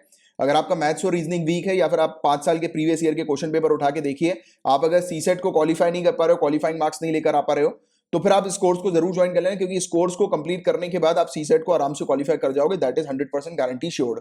क्योंकि यहां पर भी आपको सेम उसी पैटर्न पे तैयारी करवाई जा रही है कि आपको जब तक सर पढ़ाएंगे जब तक आपसे कोई क्वेश्चन जो है वो कंप्लीटली बन नहीं जाता। आपको कहीं पर भी कोई डाउट है तुरंत आप पूछिए, आपका डाउट रिजॉल्व किया जाएगा। पर्सनल अटेंशन यहाँ पर क्लासेस में आपको दिया जा रहा है और मात्र 999 फी है। और अगेन चैलेंज के साथ कहता हूं, इससे कम में कहीं और आपको ये वाला कोर्स मिल जाए तो मुझसे फ्री में ये वाला कोर्स जो है वो आप ले लेना, राइट। क्योंकि जो आपके लिए जो प्राइस सेट किया ये स्पेशली इसलिए किया कि इस प्राइस में जो है आपको अच्छी से अच्छी सर्विसेज में देना चाहता हूं। क्योंकि होता है ना कई बार कि कम प्राइस में आप तो डेमो लो यार, कहीं पर भी लोग डेमो नहीं देते हैं, राइट। मैं तो आपको डेमो देकर बात करता हूं कि आप डेमो लो, पसंद आए तो लो, वरना फिर कोई बात नहीं, फ्री डेमो है यार, राइट। डेमो देख लेना आप अगर आपको लेना है तो, बाकी फिर आपकी मर्जी। बाकी इसके अलावा सोशियोलॉजी ऑप्शनल जिन भी स्टूडेंट का है मतलब हाईली रिकमेंडेड ये सोशियोलॉजी ऑप्शनल का कोर्स आप ले लेना। क्योंकि इस कोर्स के अंदर जो फैकल्टी में लेकर आया हूं उन्होंने already UPSC civil services exam के टॉप 10 के अंदर जो स्टूडेंट्स आए हैं उनको पर्सनली पढ़ाया है और जीरो से तैयारी करवाई जा रही है। सोशियोलॉजी ऑप्शनल में इंग्लिश हिंदी दोनों में तैयारी करवाई जा रही है। पूरे नोट्स दिए जाएंगे और सभी जितने भी कोर्स में लेकर आए उसमें आपको पूरे नोट्स प्रॉपर दिए जा रहे हैं, पूरा मटेरियल दिया जा रहा है। मटेरियल के साथ ऐसा नहीं कि सिर्फ टीचर आए पढ़ा के चल दिए, मटेरियल भी आपको दिया जा रहा है। सोशियोलॉजी ऑप्शनल कोर्स की जो फीस है मात्र 12,000 है। इसके 4 फ्री डेमो क्लासेस हैं, वो चाहे तो आप जो है वो ले सकते हैं मुझसे कांटेक्ट करके, या फिर नीचे डिस्क्रिप्शन पर इनकी लिंक आपको मिल जाएगी, तो ये आप ज्वाइन कर सकते हैं। ये सब सर्विसेज आपको प्रोवाइड की जा रही है। हेलिना और ध्रुवास्त्र की यहां पर बात हो रही है, हेलिना और ध्रुवास्त्र की बात करेंगे। तो देखिए गाइस, बताया जा रहा है कि ये 3rd generation anti tank guided missile हम लोग को देखने को मिल रही है और इसको सक्सेसफुली इसका टेस्ट फायर अभी रिसेंटली कंडक्ट किया गया है, इसलिए ये टॉपिक न्यूज में था। इसको डीआरडीओ के द्वारा जो है वो डेवलप किया गया है। तो ये कुछ बेसिक से फैक्ट्स हैं, सिर्फ इसकी आपको जानकारी होनी चाहिए। अब बात करते हैं सॉफ्टवेयर डिफाइंड रेडियो क्या होता है। तो देखिए गाइस, रेडियो का मतलब क्या, वो गाना बजने वाला रेडियो क्या, उसकी बात हो रही है क्या? तो नहीं, रेडियो हम लोग को वो भी देखने को मिलते हैं, जैसे वो जो वॉकी टॉकी वगैरह होते हैं ना, वो भी रेडियो कम्युनिकेशन सिस्टम ही हम लोग को देखने को मिलता है। तो ये सॉफ्टवेयर डिफाइंड रेडियो जो है वो एक प्रकार का रेडियो कम्युनिकेशन सिस्टम है, जहां पर ट्रेडिशनली जो कंपोनेंट्स का उपयोग किया जाता है हार्डवेयर्स का, जैसे कि आप देखते होंगे कि अलग से एक मशीन जो है वो लगी रहती है, मिक्सर होता है, फिल्टर होता है, एम्पलीफायर होता है, मॉड्यूलेटर, डीमॉड्यूलेटर, डिटेक्टर्स होता है, उसकी बजाय सॉफ्टवेयर की मदद से, यानी कि एक कंप्यूटर में सॉफ्टवेयर को डालकर जो है ये रेडियो तैयार किया जाता है। मतलब कहने का मतलब ये है कि एक ऐसा सॉफ्टवेयर है जिसमें अलग से हार्डवेयर की आवश्यकता नहीं होती, कंप्यूटर में ही, सिस्टम में ही सॉफ्टवेयर को इंस्टॉल करके रेडियो कम्युनिकेशन सिस्टम तैयार कर दिया जाता है, बना दिया जाता है, लिंक्स जो है वो क्रिएट कर दी जाती है। और बेसिक एसडीआर सिस्टम के अंदर हम लोग को पर्सनल कंप्यूटर देखने को मिलता है जिसमें एसडीआर सॉफ्टवेयर चलता है। जो कि एनालॉग टू डिजिटल कन्वर्टर इसमें हमें देखने को मिलता है, यूएसबी या ईथरनेट के जरिए हम लोग को देखने को मिलता है, राइट। तो ये चीज है इसके अंदर, और भी उतनी टेक्निकलिटीज में आपको जाना नहीं, सिंपल सी चीज बस यही ध्यान में रखना, एक ऐसा रेडियो हम लोग को देखने को मिलता है जो कि सॉफ्टवेयर पर आधारित है। ऐसा हम लोगों ने क्रिएट कर लिया इंडिया के अंदर, इसको हम लोगों ने क्रिएट कर लिया, और हमारी इंडियन आर्म फोर्सेस जो है वो इसका बखूबी जो है वो उपयोग करेंगी आने वाले समय में, राइट। तो ये वाली चीज यहां पर हम लोग को देखने को मिली है। अब new public sector enterprise policy की बात करेंगे तो बजट में आप लोगों को मैंने पढ़ाया हुआ है, बजट में हम लोगों ने फोकस किसके ऊपर किया था, डिसइन्वेस्टमेंट के ऊपर हम लोगों ने फोकस किया था, कि हम लोग हमारी जो कंपनीज वगैरह जो है, यानी कि जो जिन कंपनीज पर पब्लिक सेक्टर जो है यानी कि सरकार के शेयर जिन कंपनीज पर ज्यादा है, तो सरकार अपने शेयर को जो है वो हटाएगी, और उससे क्या होगा, उससे पैसा जो है वो सरकार के पास आ जाएगा। शेयर बेचने में क्या होता है, पैसा मिलता है ना, और अभी चाहिए सरकार को पैसा, अभी इकोनॉमिक रिकवरी करनी है, बहुत इशू जो है वो हम लोग को देखने को मिले थे कोरोना वायरस लॉकडाउन के कारण, जिसमें सरकार का बहुत घाटा हुआ था, बहुत नुकसान हुआ था, तो उसको रिकवर करना है तो उसके लिए चाहिए पैसा। तो इस प्रकार से डिसइन्वेस्टमेंट को बढ़ावा देने की बात हुई थी, बजट में भी अपन ने बात करी थी, इकोनॉमिक सर्वे में भी अपन ने डिस्कस किया था, राइट। तो सरकार ने रिलीज करी है एक नई पब्लिक सेक्टर एंटरप्राइज पॉलिसी। इस पॉलिसी के अंदर स्ट्रेटेजिक सेक्टर जो है, रणनीतिक सेक्टर जो है, वो हम लोग को atomic energy, space, defence, trans and communication, telecom, power, petro, coal और दूसरे minerals, banking, insurance, financial services, इन सबको स्ट्रेटेजिक सेक्टर में रखा है। मतलब कि ये ऐसे सेक्टर है जिसमें ज्यादा शेयर जो होंगे, मैक्सिमम शेयर जो होंगे किसके होंगे, गवर्नमेंट ऑफ इंडिया के, सरकार के होंगे, और प्राइवेटाइजेशन में के लिए बताया गया है, यानी कि निजीकरण के लिए बताया गया। तो रिमेनिंग कंपनी जो है, जो स्ट्रेटेजिक सेक्टर की हम लोग को देखने को मिलती है, इनको छोड़कर जिन कंपनीज और भी दूसरी कुछ कंपनीज हैं जो, या फिर एरियाज हम लोग को देखने को मिलते हैं जो कि स्ट्रेटेजिक सेक्टर के अंदर शामिल किए गए हैं, राइट। यानी कि जो कंपनी जो है उनको स्ट्रेटेजिक एरियाज में, स्ट्रेटेजिक सेक्टर में रखा गया है। तो जो रिमेनिंग जो कंपनीज हैं या रिमेनिंग जो एरियाज हैं, इनको छोड़कर उन सभी को जो है वो प्राइवेटाइजेशन, उन सभी का प्राइवेटाइजेशन कर दिया जाएगा, निजीकरण कर दिया जाएगा, राइट, या फिर उनको मर्ज कर दिया जाएगा या बंद कर दिया जाएगा ऐसी कंपनीज को, राइट। तो अगर प्राइवेटाइजेशन कर दिया जाएगा मतलब कि सरकार अपने शेयर को बेचकर, यानी कि एक प्राइवेट कंपनी को बेचकर पैसे जो है वो ले लेगी, राइट। तो ये चीज यहां पर बताई जा रही है इस प्रकार की। और इवन स्ट्रेटेजिक सेक्टर के अंदर भी जो मिनिमम प्रेजेंस हम लोग को एग्जिस्टिंग कंपनीज का देखने को मिल रहा है, यानी कि जो और जो कंपनीज हैं उनका जो मिनिमम प्रेजेंस है, तो उसको भी थोड़ा सा जो है वो बढ़ाया जाएगा, ये वाली चीज बताई जा रही है। बट इसमें मेनली चीज ये है कि स्ट्रेटेजिक सेक्टर के अंदर सरकार का मेन कंट्रोल हम लोग को देखने को मिलेगा, यानी कि ज्यादा शेयर जो होंगे वो सरकार के ही बताए जा रहे हैं। और स्ट्रेटेजिक सेक्टर के अंदर guys limited number of players हम लोग को देखने को मिलते हैं, और इसमें बताया जा रहा है कि इसको रिस्ट्रिक्ट कर दिया जाएगा, मैक्सिमम 4 पब्लिक सेक्टर एंटरप्राइजेस के ऊपर ही इसको रखा जाएगा, यानी 4 ही पब्लिक सेक्टर एंटरप्राइजेस जो होंगी वो स्ट्रेटेजिक सेक्टर पर हम लोग को देखने को मिलेंगी। तो उसको थोड़ा सा रिस्ट्रिक्ट जो है वो किया जा रहा है, और इस पर मैक्सिमम जो कंट्रोल होगा वो सरकार का ही होगा, गवर्नमेंट ऑफ इंडिया का, क्योंकि रणनीतिक क्षेत्र है ना, स्ट्रेटेजिक क्षेत्र है, तो ऑब्वियसली बात है। और बाकी जो दूसरा है प्राइवेट सेक्टर, जो दूसरा यानी कि नॉन स्ट्रेटेजिक सेक्टर है, उसमें प्राइवेट कंपनीज को एनकरेज किया जाएगा कि वो अपनी होल्डिंग जो है वो इंक्रीज करें, अपने शेयर जो है वो उस वहां पर बढ़ाएं, जिससे कि सरकार का फायदा हो, सरकार को जो है वो पैसे मिल जाए। तो एक डिसइन्वेस्टमेंट पॉलिसी हम लोग को ये देखने को मिल रही है, और आज की डेट में इस प्रकार की पॉलिसी की आवश्यकता है, क्योंकि कोरोना वायरस पेंडेमिक के कारण इकोनॉमी की स्थिति जो है वो काफी खराब हुई है, उसको रिकवर करना है, फाइनेंशियल गैप को जो है वो ब्रिज करना है, तो ये आज की डेट में इसकी आवश्यकता है। तो इसलिए सरकार क्या कर रही है, जो चीज, जो कंपनीज, जो एरियाज बहुत ही ज्यादा इंपॉर्टेंट है, स्ट्रेटेजिक सेक्टर से बिलोंग करते हैं, तो उसको अपने कंट्रोल में रख लिया इसने, राइट, सरकार ने। बाकी रिमेनिंग को ओपन कर दिया है कि प्राइवेट कंपनी जो है उसमें अपनी मेजर शेयर होल्डिंग जो है वो कर सकती है। बट हाँ, अल्टीमेटली कहीं ना कहीं से गवर्नमेंट तो उस पर निगरानी रखेगी क्योंकि अल्टीमेटली रूल्स रेगुलेशन जो होंगे उस कंपनी को गवर्नमेंट ऑफ इंडिया के अकॉर्डिंग ही करना पड़ेगा, राइट, रूल्स रेगुलेशन को फॉलो। तो ये वाली चीज है।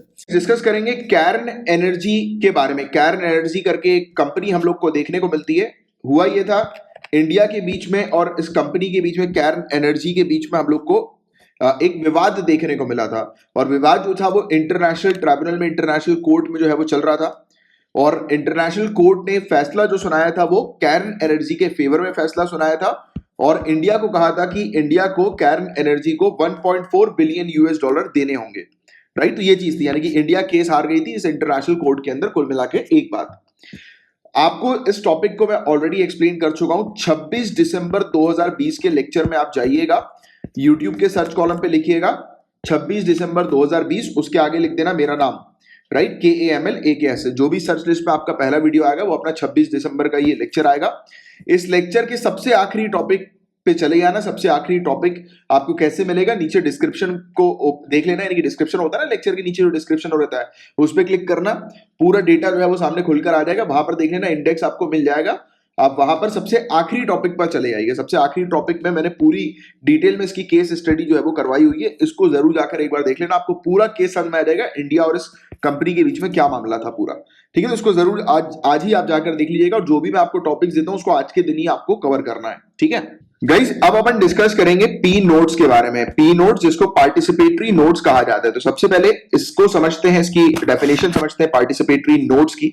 तो इसको पार्टिसिपेटरी नोट्स या फिर पी नोट्स के नाम से जाना जाता है।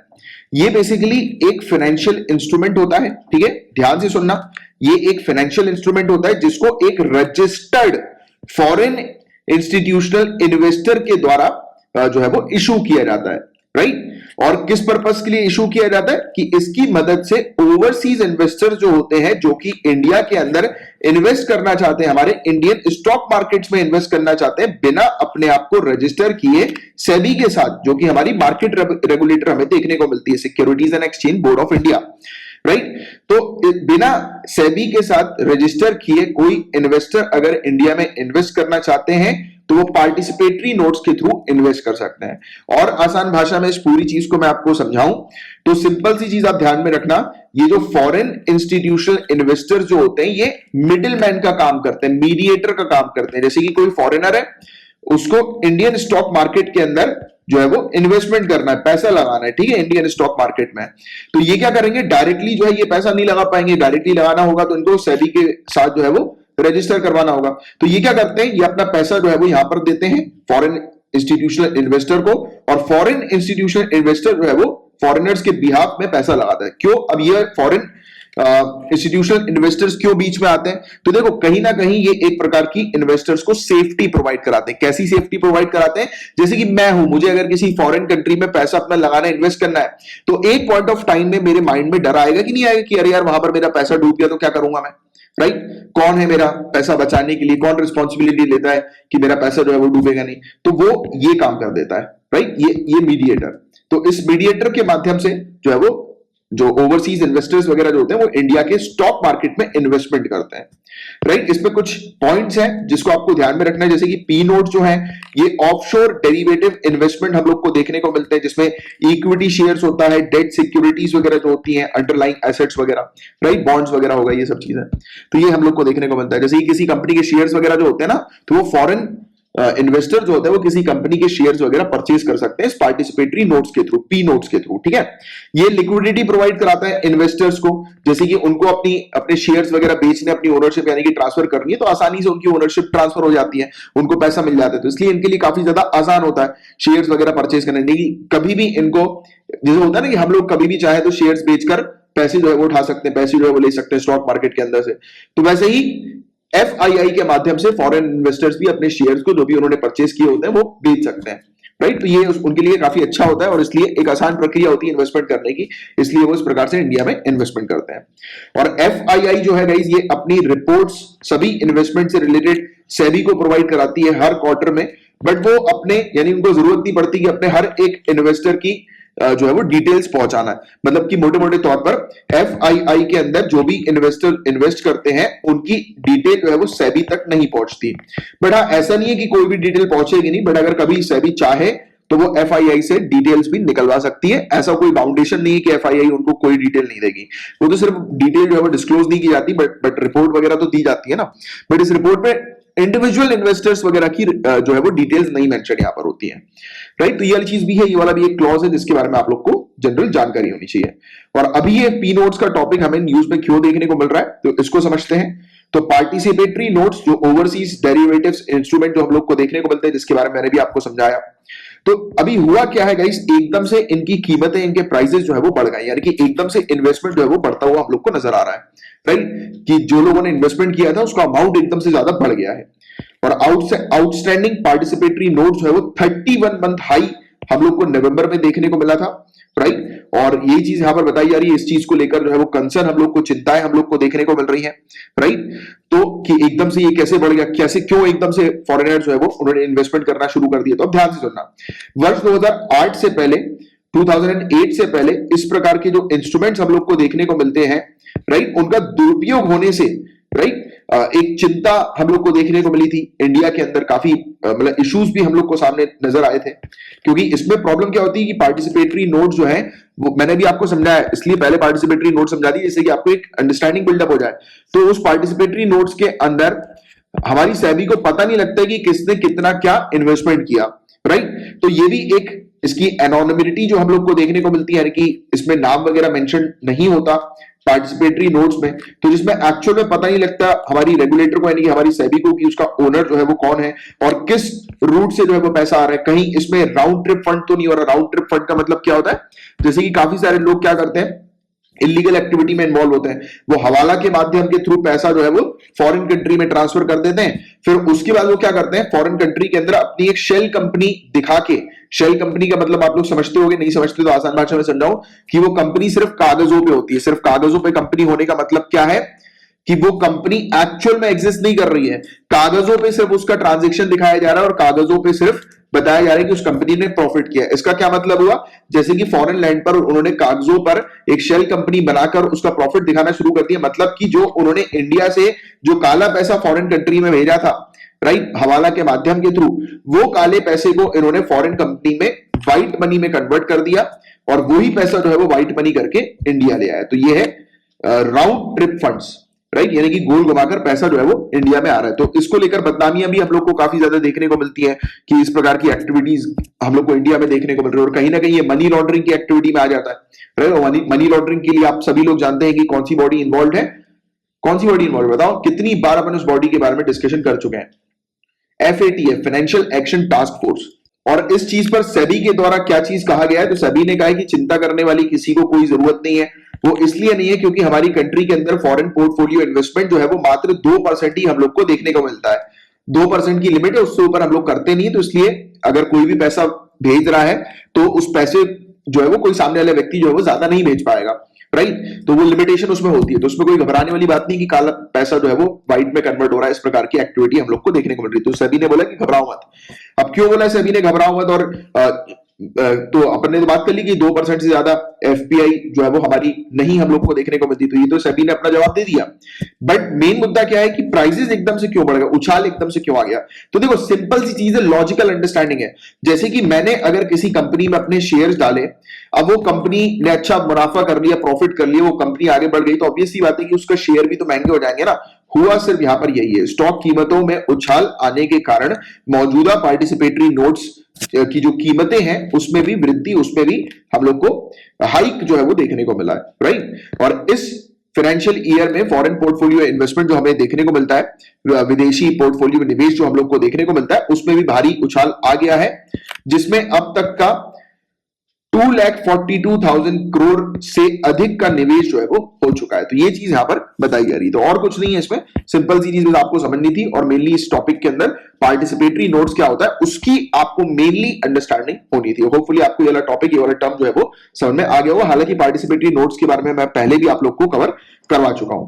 WCCB ने जीता है एशिया एनवायरमेंटल इन्फोर्समेंट अवार्ड 2020 को। तो आइए इसको समझते हैं, राइट। तो WCCB यानी कि wild life crime control bureau, इन्होंने जीता है एशिया एनवायरमेंटल इन्फोर्समेंट अवार्ड 2020 को।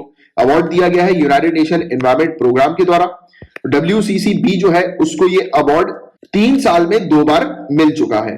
और अवार्ड जो है वो इस साल का किस कैटेगरी के अंदर बताया जा रहा है, इनोवेशन कैटेगरी के अंदर ये हमें देखने को मिल रहा है, राइट। तो ये वाली चीज है। कुछ बातें कर लेते हैं WCCB से related, wild life crime control bureau से रिलेटेड। तो ये एक स्टैट्यूटरी बॉडी हम लोग को देखने को मिलती है। वाइल्ड लाइफ प्रोटेक्शन एक्ट 1972 के तहत इसको सेटअप किया गया था, एस्टैब्लिश किया गया था। ये किस मिनिस्ट्री के अंदर आती है, तो ministry of environment and forest, environment forest and climate change के अंडर ये हमें देखने को मिलती है।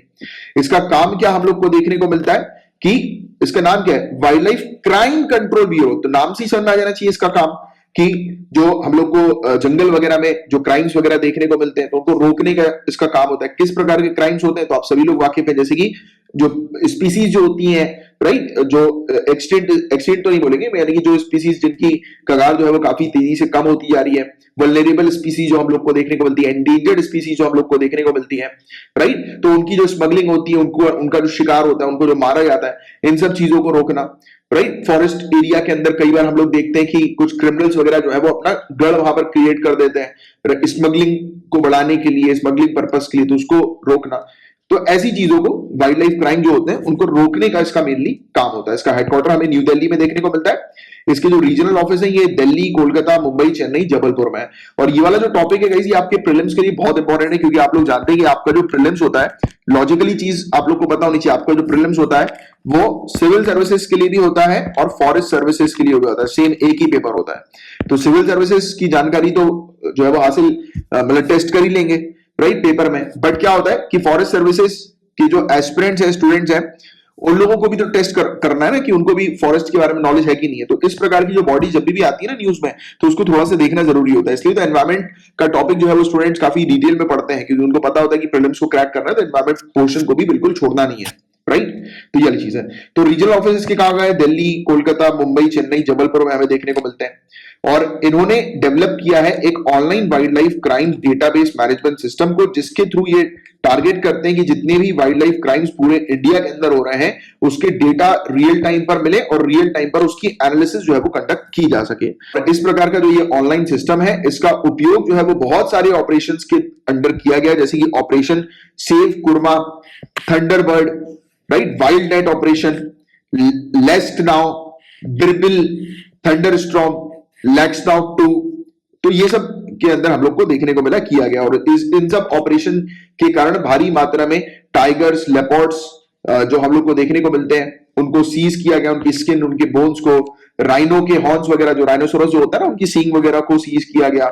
एलिफेंट की आइवोरी, आइवोरी मतलब उसका भी, एलिफेंट का जो दांत हम लोग को दिखाने वाला जो देखने को मिलता है, उसकी भी कीमत इंटरनेशनल मार्केट पे बहुत ज्यादा हम लोग को देखने को मिलती है, राइट। और कई लोग पहनते भी है ना इस प्रकार की कीमती पत्थर वगैरह। कुछ लोग को बोला जाता है कि उनकी राशि के अकॉर्डिंग आपको जो है वो हाथी का दांत जो है वो उसकी अंगूठी बनाकर पहननी है, इस प्रकार की चीज आपने सुनी होगी, राइट।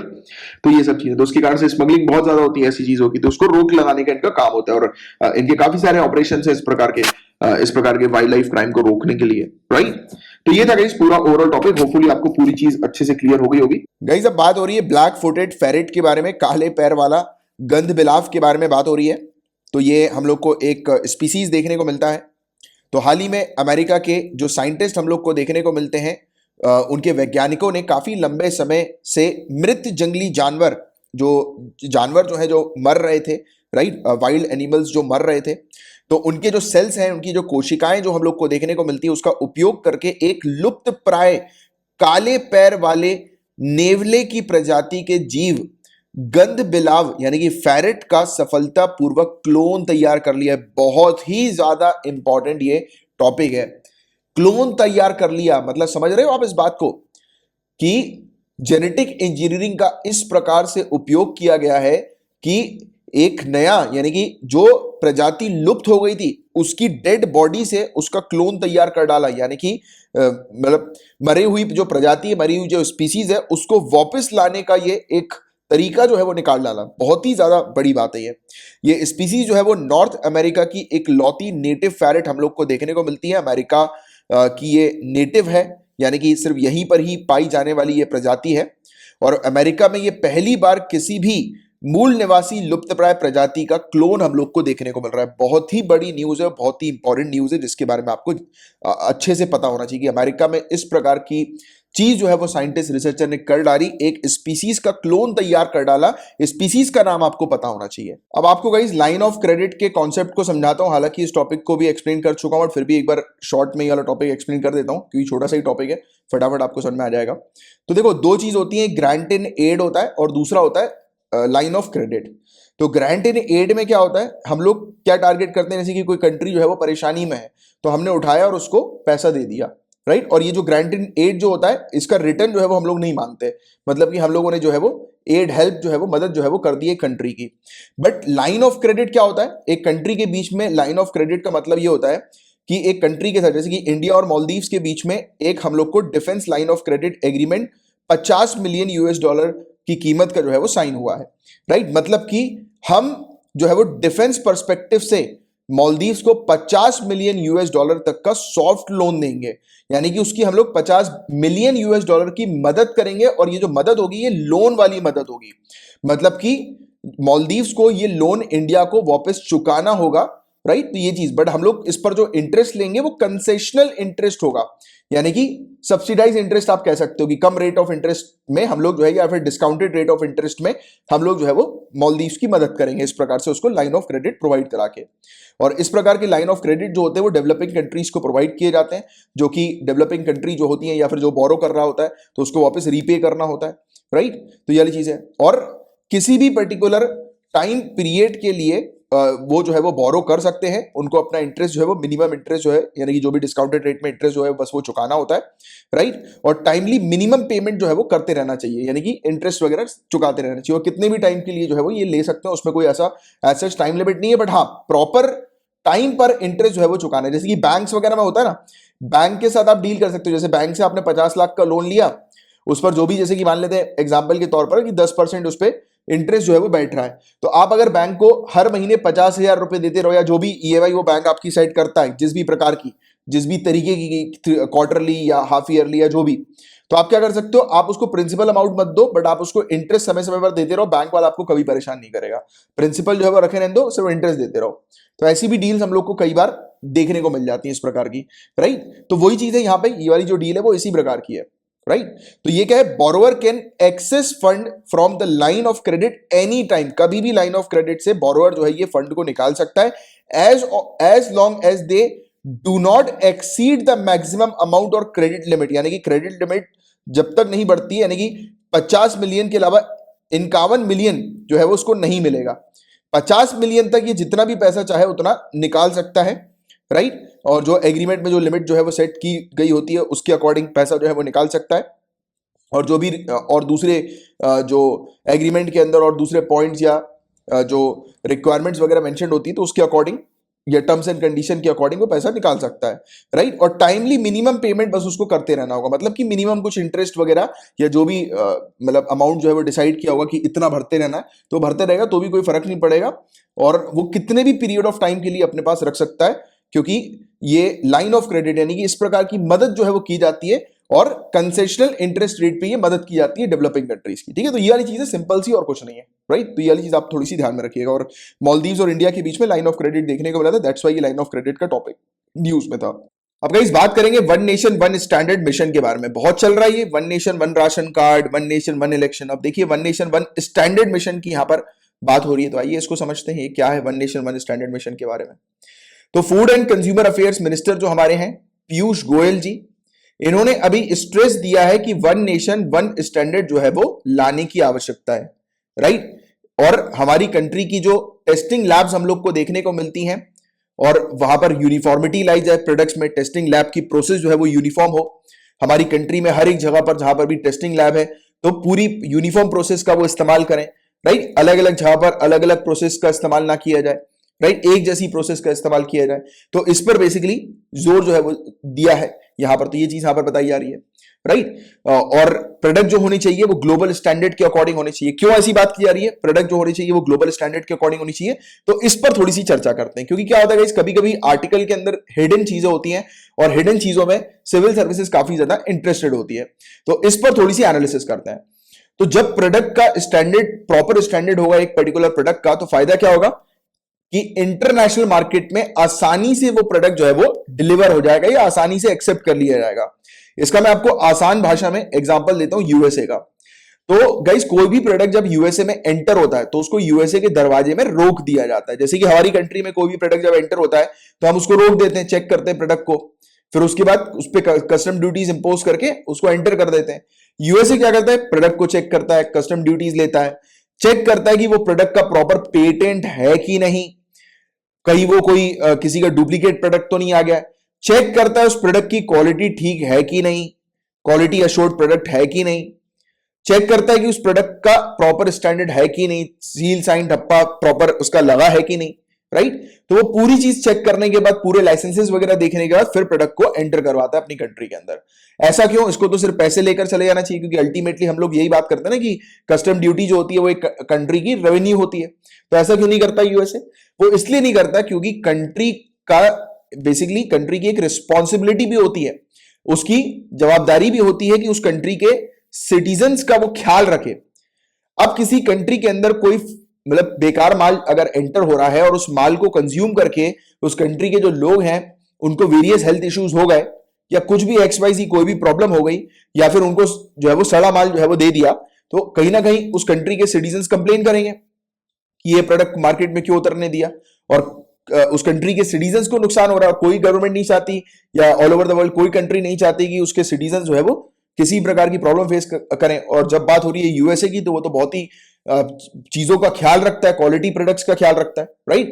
तो ये चीज हम लोग को इस प्रकार की देखने को मिलती है। बट हमारे यहां जब अगर सभी प्रोडक्ट्स का स्टैंडर्डाइजेशन हमें देखने को मिलेगा, और ये जो स्टैंडर्डाइजेशन जो होना चाहिए वो कहा गया कि ग्लोबल स्टैंडर्ड्स के अकॉर्डिंग होना चाहिए, तो इससे क्या रहेगा कि इंटरनेशनल मार्केट में आसानी से बिना किसी बैरियर को फेस किए हमारा प्रोडक्ट जो है वो आसानी से दूसरी कंट्री में चला जाएगा, यानी कि हम लोग आसानी से एक्सपोर्ट कर सकेंगे बिना किसी बैरियर के। और एक्सपोर्ट करेंगे तो हमारी इकोनॉमी जनरेट होगी, राइट। E = E का फॉर्मूला आप लोग को पता है, एक्सपोर्ट = इकोनॉमी, और इकोनॉमी बढ़ेगी हमारी तो ऑब्वियस सी बात है कि हम पावरफुल बनेंगे, राइट। तो ये वाली चीज है, इसके बारे में आपको एक आइडिया होना चाहिए इस प्रकार का। और मिनिस्टर के द्वारा ये चीज तब कही गई जब ये ब्यूरो ऑफ इंडियन स्टैंडर्ड के कामकाज को रिव्यू कर रहे थे। और one nation one standard mission के बारे में कुछ बेसिक से फैक्ट्स आपको बताऊंगा इस। तो देखो, ये जो मिशन है ये पहली बार सितंबर 2019 में रखा गया था, राइट, यानी कि इस पर विचार किया गया था।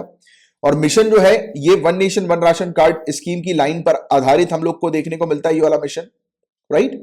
इसके अलावा देश में जो प्रोडक्ट्स हैं, उत्पाद जो है, उसकी जो गुणवत्ता, उसकी क्वालिटी जो है, उसको सुनिश्चित करने के लिए एक राष्ट्र एक राशन कार्ड की योजना की तर्ज पर इस मिशन को जो है वो लाया गया था, यानी कि इस मिशन पर बातचीत की गई थी। और उद्देश्य जो है वो क्या है कि देश में प्रचलित विभिन्न मानक यानी कि वेरियस स्टैंडर्ड्स हम लोग को जो देश के अंदर देखने को मिलते हैं उसको BIS के साथ जो है वो जोड़ दिया जाए, राइट, यानी कि BIS के साथ उसको लिंक कर दिया जाए। उससे फायदा क्या होगा कि BIS के स्टैंडर्ड्स के अकॉर्डिंग हमारी कंट्री के सभी जो प्रोडक्ट्स हैं उनके स्टैंडर्ड्स मैच करेंगे। यानी कि कोई एक दूसरी टेस्टिंग लैब है, राइट, जो कि BIS के साथ लिंक नहीं है और वो एक प्रोडक्ट की क्वालिटी एश्योरेंस जो है वो प्रोवाइड करा के दे रही है, राइट। तो उसमें क्या होगा कि BIS जो स्टैंडर्ड सेट करके दे रही है और जो दूसरी पर्टिकुलर कंपनी स्टैंडर्ड सेट करके दे रही है, तो उसमें जमीन आसमान का फर्क है, उसमें यूनिफॉर्मिटी नहीं है। बट यहां पर फोकस किसके ऊपर किया जा रहा है? नेशनल यूनिफॉर्मिटी के ऊपर।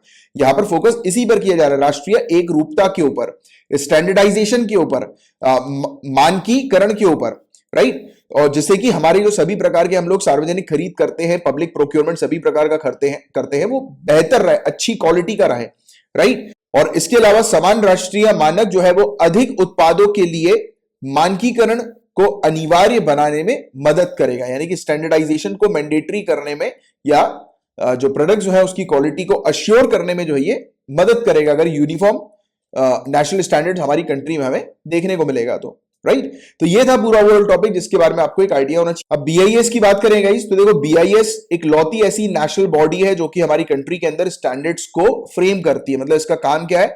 ये टारगेट करती है कि हमारी कंट्री के अंदर जो प्रोडक्ट्स जो हैं उनका क्वालिटी सर्टिफिकेशन हो, उसको मार्क करती है, उस प्रोडक्ट की क्वालिटी को, उसको सर्टिफिकेशन प्रोवाइड कराती है, उसके स्टैंडर्ड्स को चेक करती है, देखती है, राइट। तो ये सब चीजें इसकी हम लोग को देखने को मिलती है। Ministry of consumer affairs, food and public distribution के अंडर ये हम लोग को देखने को मिलती है।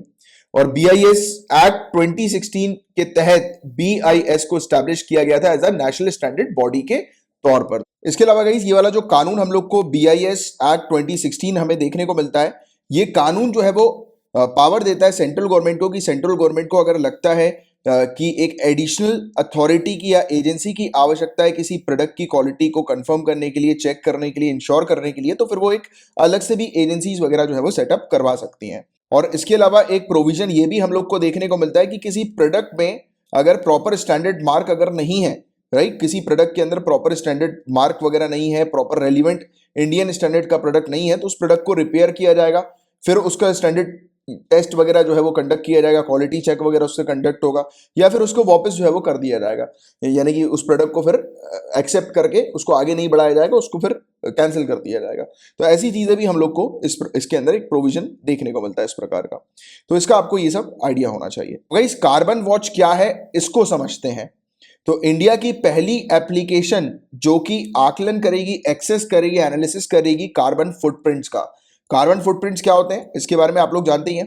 कार्बन फुटप्रिंट्स की अगर हम लोग डेफिनेशन की बात करें तो amount of greenhouse gases specially carbon dioxide released into the atmosphere by a particular human activity के कारण जो कार्बन डाइऑक्साइड का एमिशन हम लोग को देखने को मिलता है, जो एनवायरमेंट में, एटमॉस्फेयर में जो कार्बन डाइऑक्साइड जो है वो रिलीज होती है, तो उस चीज को जो है वो कार्बन फुटप्रिंट कहा जाता है। और किसके कारण होती है? एक ह्यूमन एक्टिविटी के कारण जब ये रिलीज हो रहा है, कार्बन डाइऑक्साइड का एमिशन हो रहा है, तो उस चीज को कार्बन फुटप्रिंट कहा जाता है। और चंडीगढ़ पहली ऐसी जगह हम लोग को देखने को मिल रही है जहां पर कार्बन वॉच को लॉन्च किया गया है।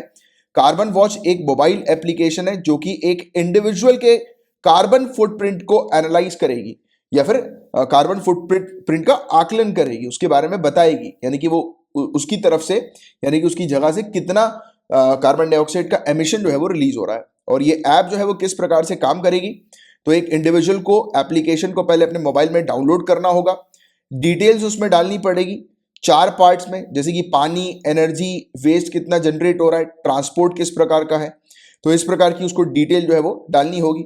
और हर एक कैटेगरी के अंदर प्रॉपर इंफॉर्मेशन देनी होगी कि कितना कंजम्पशन हो रहा है और कितना वेस्ट जनरेट हो रहा है, यानी कि कितनी मतलब कितना उसका उपयोग किया जा रहा है और कितना वो रिलीज कर रही है एनवायरमेंट में वेस्ट वगैरह। तो उसके आधार पर ये एक डेटा जो है वो निकालेगी, राइट। इस इंफॉर्मेशन के आधार पर मोबाइल एप्लीकेशन ऑटोमेटिकली कैलकुलेट करेगी कि एक इंडिविजुअल का कार्बन फुटप्रिंट जो है वो कितना है। और एप्लीकेशन प्रॉपर इंफॉर्मेशन प्रोवाइड कराएगी नेशनल और वर्ल्ड एवरेज में क्या हम लोग को एमिशन देखने को मिल रहा है, यानी कि नेशनल लेवल का जो एवरेज एमिशन जो है वो क्या है, वर्ल्ड लेवल पर एक इंडिविजुअल लेवल पर एवरेज एमिशन क्या है, यानी कि एक इंडिविजुअल कितना कार्बन डाइऑक्साइड या कार्बन फुटप्रिंट को जो है वो रिलीज कर रहा है, जनरेट कर रहा है, उसके मतलब एक इंडिविजुअल बेसिस पर कितना कार्बन का एमिशन हो रहा है। जैसे कि हम लोग जब अपनी गाड़ी चलाते हैं तो गाड़ी में भी क्या होता है, गाड़ी में भी पेट्रोल डीजल बर्न होता है, जलता है फ्यूल, और उससे क्या निकलता है, कार्बन डाइऑक्साइड का एमिशन भी निकलता है। तो अगर इस प्रकार की भी चीज की जाएगी, यानी कि एक इंडिविजुअल अपनी गाड़ी, यानी कि यहाँ पर ट्रांसपोर्ट भी तो है ना, वेहिकुलर मूवमेंट, ट्रांसपोर्ट वगैरह, तो उसके बारे में भी अगर डिटेल्स डालेगा कि उसने कितना यूज किया है, यानी कि कितना पेट्रोल डाला है, कितना वो चला है, राइट। तो वो सब पूरी अगर डिटेल एक इंडिविजुअल डालेंगे तो वो एप्लीकेशन प्रॉपर तरीके से बता देगी कि उन्होंने कितना कार्बन फुटप्रिंट जो है वो रिलीज किया है एनवायरमेंट में, राइट। तो ये इस प्रकार की एप्लीकेशन हमें देखने को मिली। तो अभी तो आपको इसके बारे में सिंपल सी चीज, जनरल सी जानकारी होनी चाहिए, और Chandigarh prelims point of view से थोड़ा सा ध्यान में रखना, ठीक है। और ये सॉल्यूशन की अगर हम लोग बात करें, इसके समाधान की बात करें, तो ये जो मोबाइल एप्लीकेशन जो है ये सजेस्ट कर रही है कि किस प्रकार से कार्बन फुटप्रिंट्स को रिड्यूस भी करना है, यानी कि बताएगी भी, सजेशन भी देगी कि आपने इतना फलाना कार्बन फुटप्रिंट जो है वो एनवायरमेंट में रिलीज किया है, तो आप क्या करो कि आप इस कार्बन फुटप्रिंट को रिड्यूस कर सको, तो उसके बारे में भी पूरी जानकारी देगी। एप्लीकेशन सजेस्ट करेगी तौर तरीके, जो भी इंफॉर्मेशन एक इंडिविजुअल ने डाली होगी उसके अकॉर्डिंग, राइट। और इस चीज, यानी कि इस एप्लीकेशन को डिजाइन करने के पीछे का मोटिव हम लोग को क्या देखने को मिलता है, तो लोगों को क्लाइमेट स्मार्ट सिटीजन जो है वो बनाना, राइट। लोगों को क्लाइमेट स्मार्ट सिटीजन बनाना, कि लोग अपने क्लाइमेट के बारे में थोड़ी जानकारी हासिल करें और क्लाइमेट को प्रोटेक्ट करने के लिए और अपने कार्बन फुटप्रिंट को देखने के लिए, चेक करने के लिए कि वो कितना कार्बन फुटप्रिंट रिलीज कर रहे हैं, और उसके अकॉर्डिंग वो फिर धीरे धीरे जो है वो उसको कम करें। लोग जो है वो एनवायरमेंट को प्रोटेक्ट करने के लिए अपना कंट्रीब्यूशन दें इंडिविजुअल बेसिस पर। तो ये चीज हम लोग को इसके पीछे के का मोटिव जो है वो देखने को मिल रहा है। जैसे कि होता नहीं है कि लोग बाग, जैसे काफी सारी एप्लीकेशंस वगैरह होती हैं जिसको डाउनलोड करके लोग बाग जो है वो चेक करते हैं कि उन्होंने कितना खाया, कितनी कैलोरीज उन्होंने बर्न करी, तो ये पूरा चीज हम लोग को देखने को मिलती है, एप्लीकेशन पूरा एनालिसिस करती है। तो सेम वैसा ही है, कार्बन फुटप्रिंट का भी एनालिसिस जो है वो ये एप्लीकेशन के द्वारा कंडक्ट किया जा रहा है। तो ये चीज है जिसके बारे में आपको आइडिया होना चाहिए। सो गाइस, बस आज के इतने ही टॉपिक्स थे, और मैंने आपको जितने भी टॉपिक्स पढ़ाए समझ में आ गए हैं, तो लाइक का बटन तुरंत हिट कीजिएगा, और नए आए हैं आप तो चैनल को सब्सक्राइब कर लीजिए। पेड पैकेज को ज्वाइन करने से रिलेटेड मैंने स्टार्टिंग में बताया हुआ है, फिर से रिपीट कर देता हूं। 100 रुपीज पर मंथ की मात्र फीस में आपको डेली लेक्चर्स की पीडीएफ मिलती है, हैंडआउट नोट्स मिलते हैं, वीकली कंपाइलेशन दिया जाता है पीडीएफ का रिवीजन के लिए, और आपको मंथली मैगजीन दी जाती है। इतना सब कुछ मात्र 100 रुपए पर मंथ की फीस में। इसको ज्वाइन करने से रिलेटेड आप जानकारी हासिल कर सकते हैं, और अगर आपको करनी है तो और या फिर अगर कुछ और पूछना है तो मुझे आप फेसबुक पर मैसेज करके पूछ सकते हैं, या फिर डायरेक्टली व्हाट्सएप, एसएमएस, टेलीग्राम के थ्रू मुझसे कांटेक्ट कर सकते हैं। तो चलो अब अपन मिलेंगे कल के लेक्चर में, तब तक के लिए bye bye, take care, have a great day ahead, Tata.